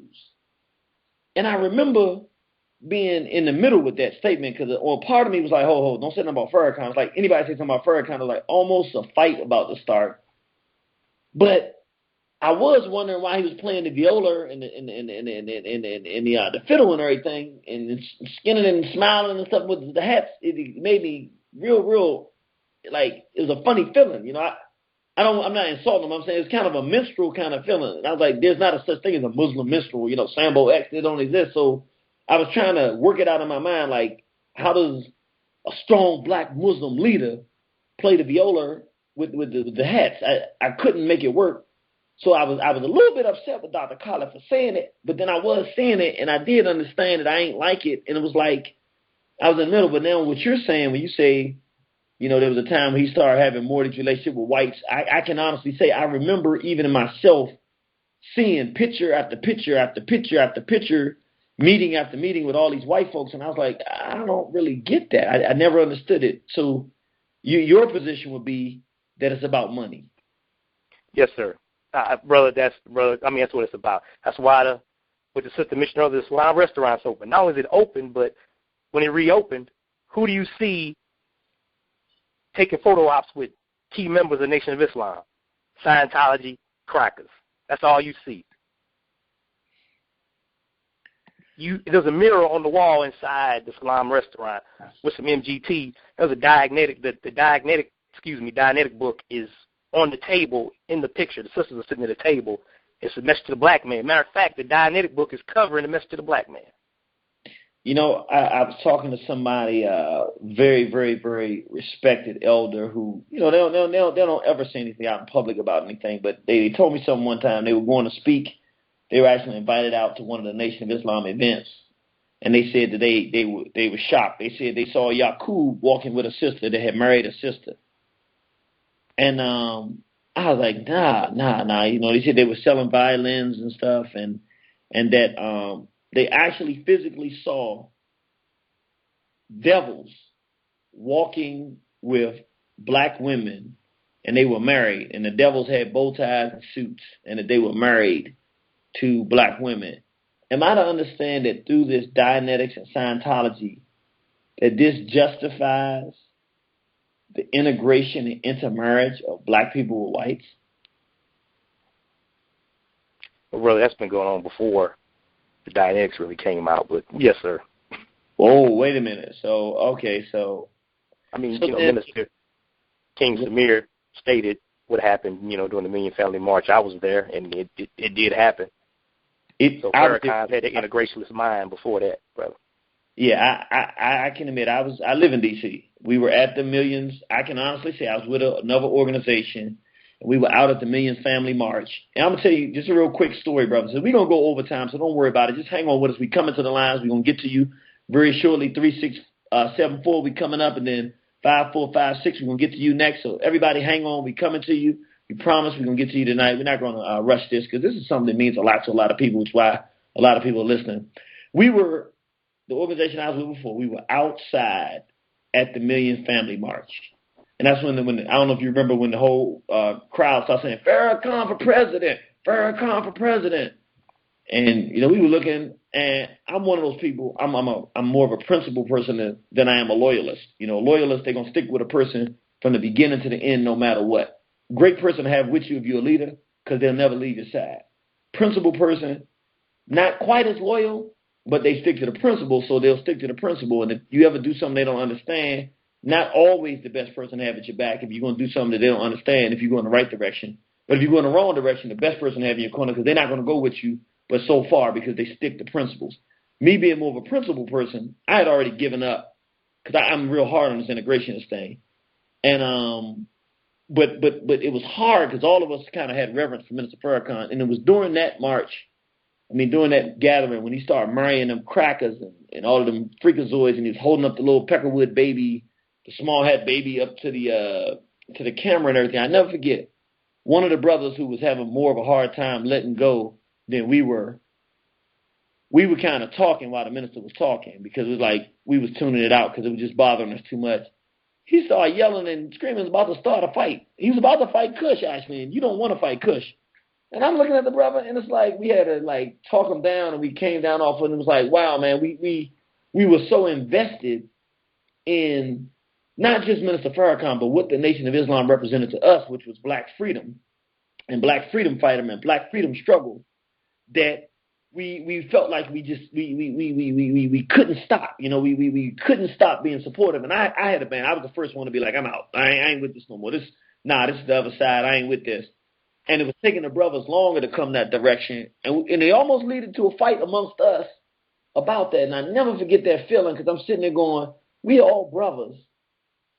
But to release the love for somebody because we feel like they're going the wrong direction and go back to and to keep going in the right direction, it's a hard thing to do, to release somebody that you love, that you appreciate, that's changed your life and transformed you. And I think that's why so many brothers and sisters are having a hard time with this, because it's hard to let go, because the man has said things over the years that have transformed the lives of millions of black people. What do you think about that? I mean, yes, sir. You know, when I left, it was a difficult transition when I left, you know, because of the brotherhood and everything. But you have to come to the realization that this man is wrong, and I'm not. I mean, he's integrating with devils, bringing devils into the mosque, and, you know, and as King Samir said, his son is married to a devil, and his picture's all on the internet of that. But you got to take a stand and say wrong is wrong, and I got to get the hell out of there, because I refuse to be a part of an organization that brings in crackers. This that integrates. Brother, I couldn't do it. I mean, it already was there, but I just couldn't do it. Well, actually, I couldn't do it anymore. I couldn't do it. But it's rough, because, I mean, it turned me into a man. And then to see the direction it's going in now, brother, I mean, I saw it coming. I said, damn, this is where it ended up at, where it's openly integrating with the beast, the goddamn white man. This is what I put my heart and my soul into for 14 years for this. And money. Brother, it's disheartening. I'm sure you invested your money, your time, your interest in money as well, right? Yes, sir. Lots of money, lots of time, brother, lots of time. If you could give just an estimate, we know I don't want you to add it all up, but if you could give an estimate of how much money you invested into the Nation of Islam for believing in all of the years you in it, what would your guess be? Whew, man. Over $200,000. $200,000. Over that. Over $200,000 of your dollars you invested because you believe this institution was going to help black. Okay, let me not say it. That 200, if you had to sum it up, what you gave that $200,000, what you believed in this institution to do, what would you say to sum it up? That $200,000. Why did you give it? You believed that this institution would do what? I believed that it was going to unite the black nation. That's what I believe, 100%. So your $200,000 of money, your time, and your energy was all about, you wanted to see the black nation unified, and you believe this was the institution that could unify the black nation. Yes, sir. Without a doubt. Without a doubt. What is if there was one thing that you could say that the nation has let you down in regard to this Scientology or the direction that it's going, and your time, your energy, your money, everything that you're given, what is the biggest piece of it that lets you down? Brother, the integration. You know, money can be recovered, but the integration, uniting with crackers, turning your followers over to the devil. And brother, that's the worst thing. Elijah Muhammad set up the Nation of Islam to keep us away from the Peckerwood. He asked for a separate land, separate state to get us away from this devil, and Farrakhan's taking them right back to him. Well, he's hand-delivered them to him for a little bit of money, the messenger used to say. Well, they just gave Farrakhan a few nickels and dimes, opened up a restaurant. You know, what he used to say, the Nation of Islam, fried chicken and a butter biscuit. Man. Well, brother, you know, this is being done, and I really appreciate the spirit that everybody's doing this in. Nobody's yelling and screaming. People, this is a conversation that's way past time the necessary. I mean, if we can't talk, look, for many of us, we spent hours and hours speaking out on behalf of Minister Farrakhan and the Nation of Islam for all the right things that it's done in the past. I think it's only, I know it's only right that if it's going the wrong direction and it's doing something that we've been taught by the nation that it shouldn't do, we have an obligation to say, wait a minute, this is what the nation taught us not to do, to integrate with the whites, the devils. And if that's what's happening and they're doing it with the Scientology, it's our responsibility to say, wait a minute, this is what we were taught not to do. Yes, sir. Anything you got to say in closing, brother? If there's any followers of Minister Farrakhan out there, get the hell out of there right now. Get the hell out. All right, brother. That's the way to sum it up. you came strong and you delivered like we expected, and you stay out there strong. You take care of that queen, and we'll definitely see you on the battlefield, soldier. Yes, sir. Love you, brother. Love you too, brother. Peace. Wow. My brother Bookman in the house. How you doing, boy? Black Power, Black Power. How you doing, Kay? Hey, we doing fantastic, brother. All right, I just want to say that listening to the program, a lot of people hit on a lot of real good points. I'm just going to keep my opinion to myself in terms of what they hit on and just reflect on them. There were some very good points. Anybody who's ever read The Miseducation of the Negro, they beat the white God into us, and they use Negroes to trick us into the white God. And it seems like with this Scientific or whatever it's called, Scientology, that we're being tricked again, or the masses of black people are being tricked again with Negro leaders to lead us into the hand of the devil himself, And that's a very dangerous thing, and that's all I got to say. I mean, it's a real interesting program. Tonight I knew the effect that Scientology was having overall, and it's a dangerous thing, listening to Martians and people believing aliens as gods, and, it sound like something you watch on the sci-fi, and to actually sit and walk into another white man's religion while we were trying to get away from one white man's religion is two step backwards, you know what I mean, while trying to take one step forward. And it's a very unhealthy thing. And, wow, yeah, man, yeah, That's all I got to say, Reverend. That's all I got to say. Black Power, BB for Hodier. We appreciate it, brother. Black Power, BB for Hodier. We'll see you on the battlefield. 5456, you're live on Warner Horizon. 5456. 5456, going once, going twice. All right, they're just listening. 7059, you live on Warner Horizon. 7059, going once, going twice. All right, let's see. We have 9653, you're live on Warner Horizon. 9653. All right. 5724. You live on Warner Horizon. Hello? Yes. How you doing, sir? Hi. First, I just want to start off saying good show, great organization, good things that you all are doing. I had a chance to attend the lecture last Saturday on Mind Your Black Business Part 2, and that was a really good thing. It took me a while to kind of try to keep on listening and getting into it, because nowadays anybody can get a YouTube video and get out here and start promoting all types of mess, and before you know it, they go in a whole different direction with it. So my question and comment is in relation to HBCUs and their role in infiltrating this Scientology to the academics and to just about every aspect of campus life. I attend the HBCU myself, Howard University, as they say. When I first got there, I thought, they were going to be teaching us, Kill the Cracker 101 classes.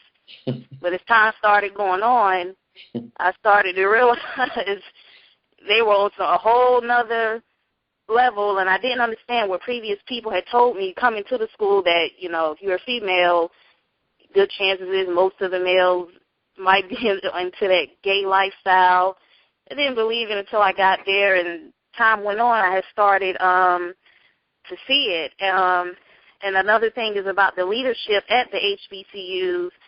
Under the guise of this African consciousness, they tend to merge in this Scientology to make us think as students that we're really learning about what it really means to be African, and that's really not the case. And I'm about to graduate, so I'm at this point where it's, how am I supposed to count on these professors, presidents, and all other type of faculty to provide us with the guidance that we need? And the whole time they're just infiltrating this type of stuff onto campus, and I have younger siblings. I need you to stop for a second. Wait a minute. Because you cracking up you opening a whole nother terms that I had no idea about. Stay with me. Wait a minute. Are you telling me that under the guise of black studies, that you're not talking about your friends, but you're saying in the curriculum in Howard University, they're talking about Scientology? They talk about it in a sort of slick way, or they promote the things that it's really about without really saying that that's what it is. I mean, they couldn't obviously come out and say this is Scientology. Tell us how they or you know, they promote the false science, the integration, the whole. And I'm noticing now, I'm seeing a lot more studies about, a lot more classes opening up about like gay relations and I don't know, gender studies and gay studies, whatever that's supposed to mean. They also have this thing called chapel. So it's supposed to be chapel, where I guess it's supposed to be a so-called church service, but it's really anything but. And I had stopped going after my freshman year, and that's basically what they're doing. They're promoting it slowly but surely, even on campus. You know, we have a man, he's very smart.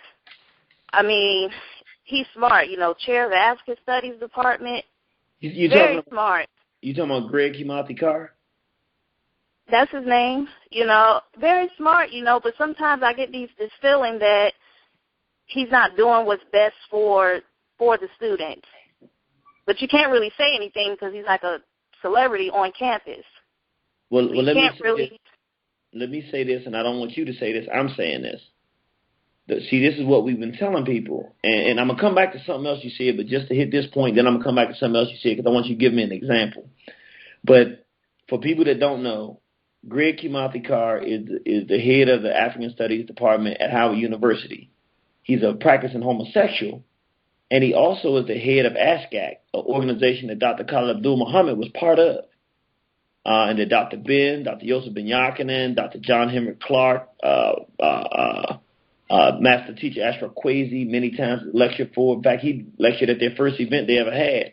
And what has happened is that these homosexuals have reached the highest ranks in the African-centered community. And now they're infusing homosexuality from positions of leadership.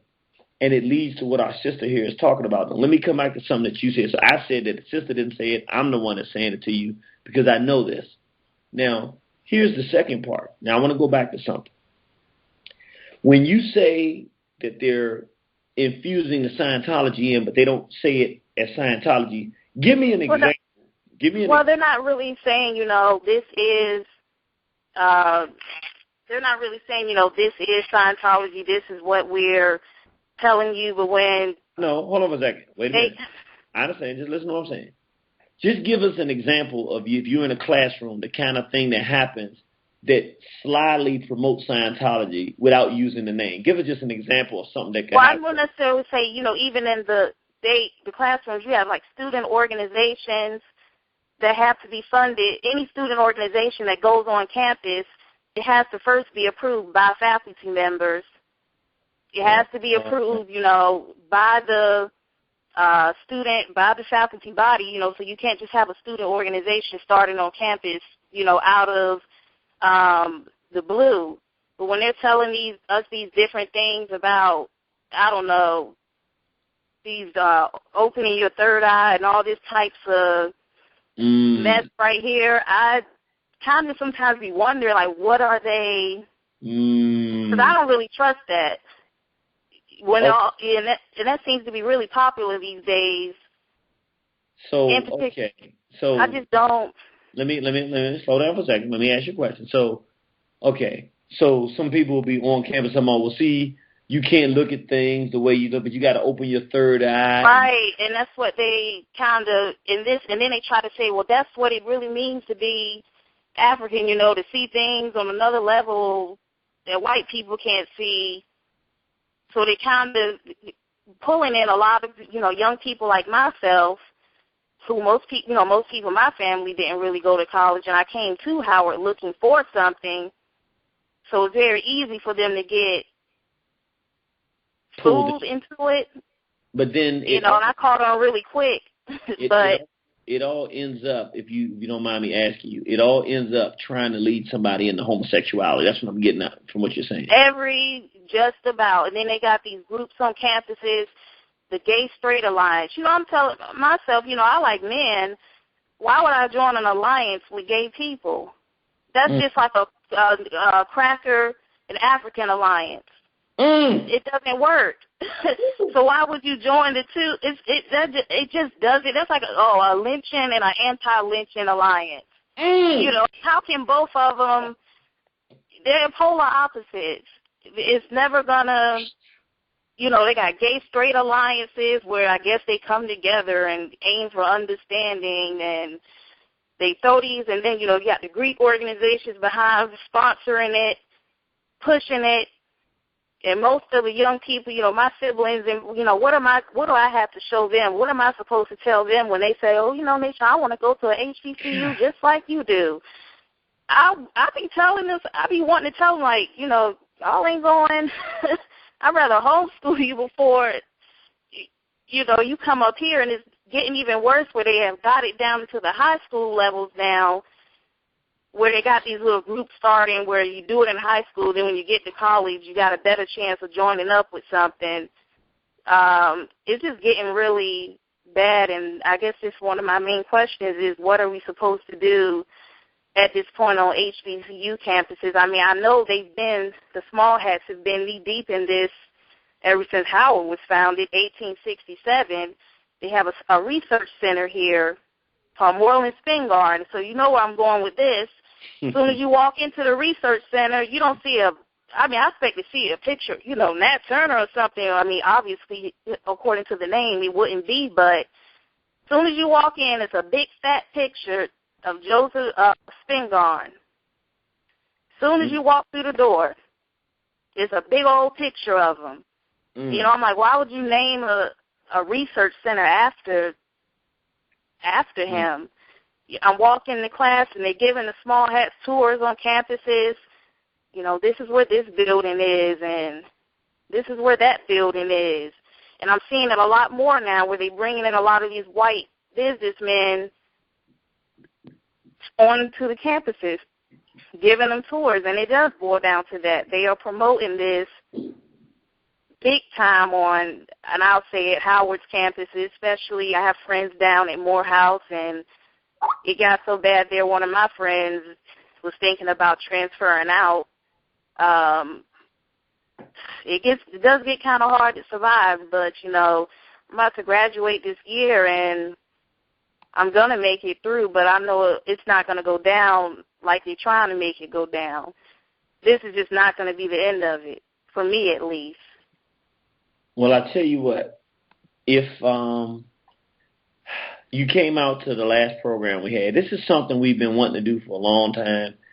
We want to start an African-centered sorority and fraternity, but there'll be an African-centered group, a Warner Horizon sponsored group on a college campus. Now, we know it's going to be a fight to get it done, but it ain't no nice way to do this. And the way we were started is having somebody who wanted to begin the process of helping us get the word on the campus that we exist in a way that doesn't get them expelled from the school. We understand, because we do understand we don't want a young person to harm their future by trying to help us get on there to save our youth. But if you would be interested in putting out some information, again, your name wouldn't be associated. We would do it in a way that would not endanger you graduating. And since you came out to see our stuff, obviously you like, the work that we're doing. You calling tonight, which means a lot to us. We're going to talk to our brother Tim Kamenan. We may talk to you, and we'll see if we can start a process of infusing true African-centered information of good context and value on the school so that we can try to fight this takeover. What do you think about that? I'm all down for it. Like you said, it's going to be a fight. Even if as I have started with certain people that I know have started kind of telling them about themselves or whatever, and that's just a few people. So I already know what's ahead. But I mean, it's worth it. I mean, at this point, the race is on the line, like Dr. Amos Wilson said. He said, we made it through the first and second Reconstruction, but if we don't learn at this point, there is no coming back. After this is over. We will be annihilated. So it's really not up for debate at this point, because you have no other choice. You either get rid of them and get our rightful place back in this world, or you face annihilation. There's really no gray area in between. Well, young lady, I like your fighting spirit, and what I want you to do is send us an email, liberation@waronthehorizon.com, with your name and how we can get in touch with your phone number, really. Phone number. Of course, you'll give us your email address. We'll have that when you send it. And we'll start some dialogue, and we're going to start getting on these college campuses one way or the other to infuse some type of learning, even if we can't get on the campus when we're having events that are free. We want to have students who we make it possible for them, even if we have to give them rides or set it up so that they can come in groups to come and see our stuff for free so that they can get a proper education, since we know now that Howard University is not giving them one. I mean, it's just about at every HBCU, just about, and hopefully we can also get those that aren't at the college level yet. Howard has this thing where they like to go out and so-called mentor DCUs, but if they go on the route they're going, what exactly are you mentoring them into? Homosexuality. Yeah, exactly. So it's like you're going from one bad thing out of the frying pan into the fire. So you go from one bad thing to the other. So that would be something that would be really good to get started. I'm definitely looking forward to it, and keep up the good work. We will do that. We'll be looking for that email. We love you, young sister. You stay strong, keep fighting, and we'll see you on the battlefield. All right. All right. And I know you brothers and sisters were moved by that, because that was serious right there. When we get the young people at the point where they don't want to take it anymore and they want to fight back, now we're doing our jobs. 5111, you live on One Horizon. Brother Jana, this is Brother Emerson. I'm just listening. Yes. In Louisiana, brewing that hot black coffee and being educated. Every time I hear you and Louis Ali. So I'm thankful to both of you. Well, brother, we appreciate you. Any black man that would drive through the dark streets of Mississippi and backwoods of Mississippi because he hears that a black woman has been assaulted and would be there investigating under circumstances we know are great danger and would do it proudly and consistently, brother, is a brother that I want to know, and a brother who can stay with me and my family anytime. So anytime you in the north, brother, you end up not in the southbound lane, but you in the north, you got a home and a place to stay. Any friend of Brother Louis Ali is a friend of the Irritated Genie. So we really appreciate you, brother. I appreciate that. And the next time you're down this way, make sure that I'm able to meet you. Yes, sir. We'll make that happen, my brother. Thank you. All right. See that brother on the battlefield. He's always on the battlefield. I tell people, anytime you in Mississippi, Louisiana, Tennessee, and you out there on the battlefield, you know that's a soldier, because them some racist white folks down there. 8955, you live on One Horizon. 8955. 8955, going once, going twice. All right, brothers and sisters. Well, our brother Emerson, I think he ended our program tonight. This was an outstanding program. We had a lot of truth. I know some people were very uncomfortable with things that you heard, but I'm actually shocked. I thought it would be some things that had a little even more bite that I thought I was going to have to tell some folks, hey, look, come on, let's not. But, it actually went a lot better than I thought. This was honest dialogue tonight. This was serious dialogue tonight. This was black people who really care about our race. This wasn't people trying to show out. This wasn't people trying to tear down.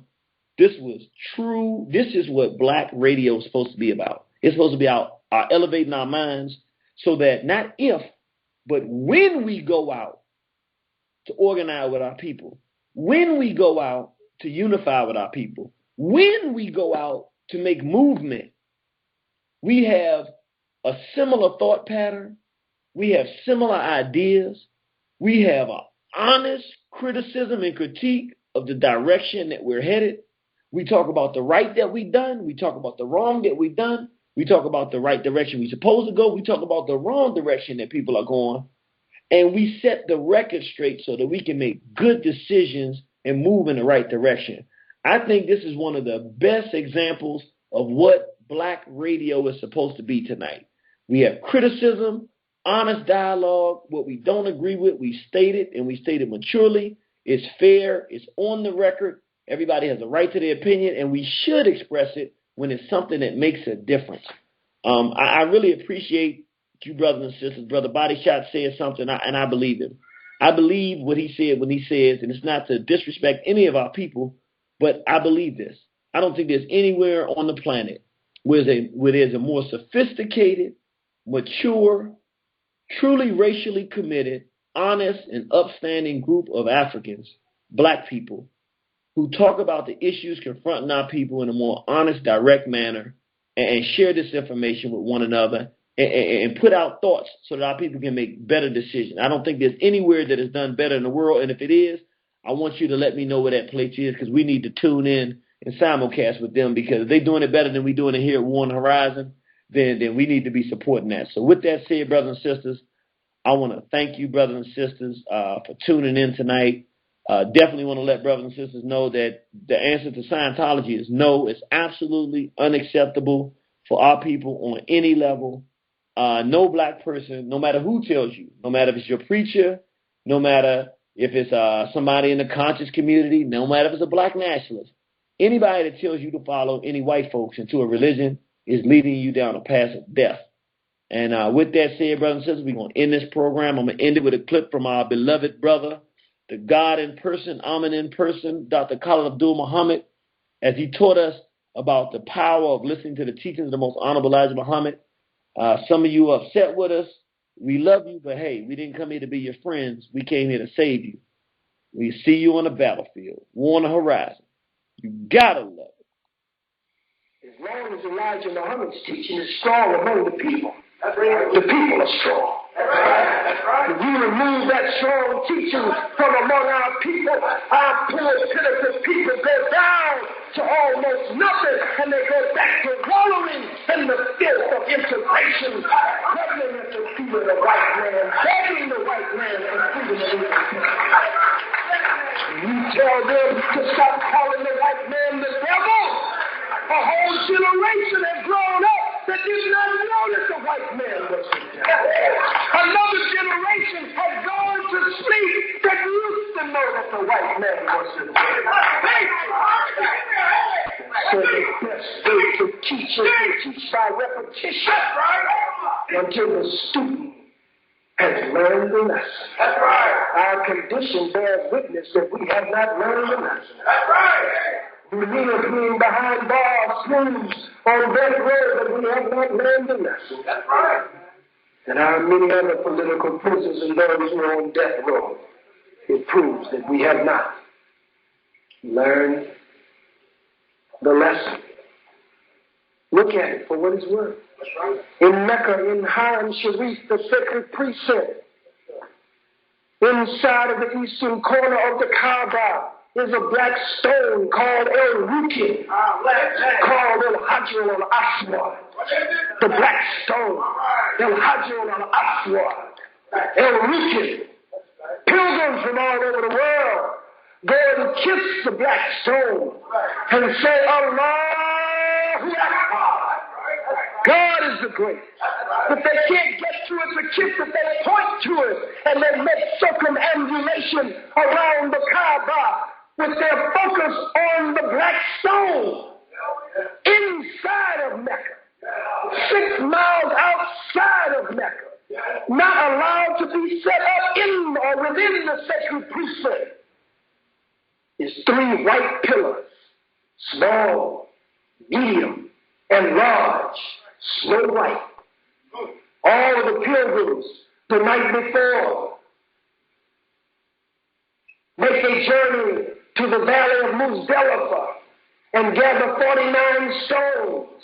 And the next day they stand before the white pillars and they all stone the white pillars from all over the world. They stone them and say, "Allahu Akbar."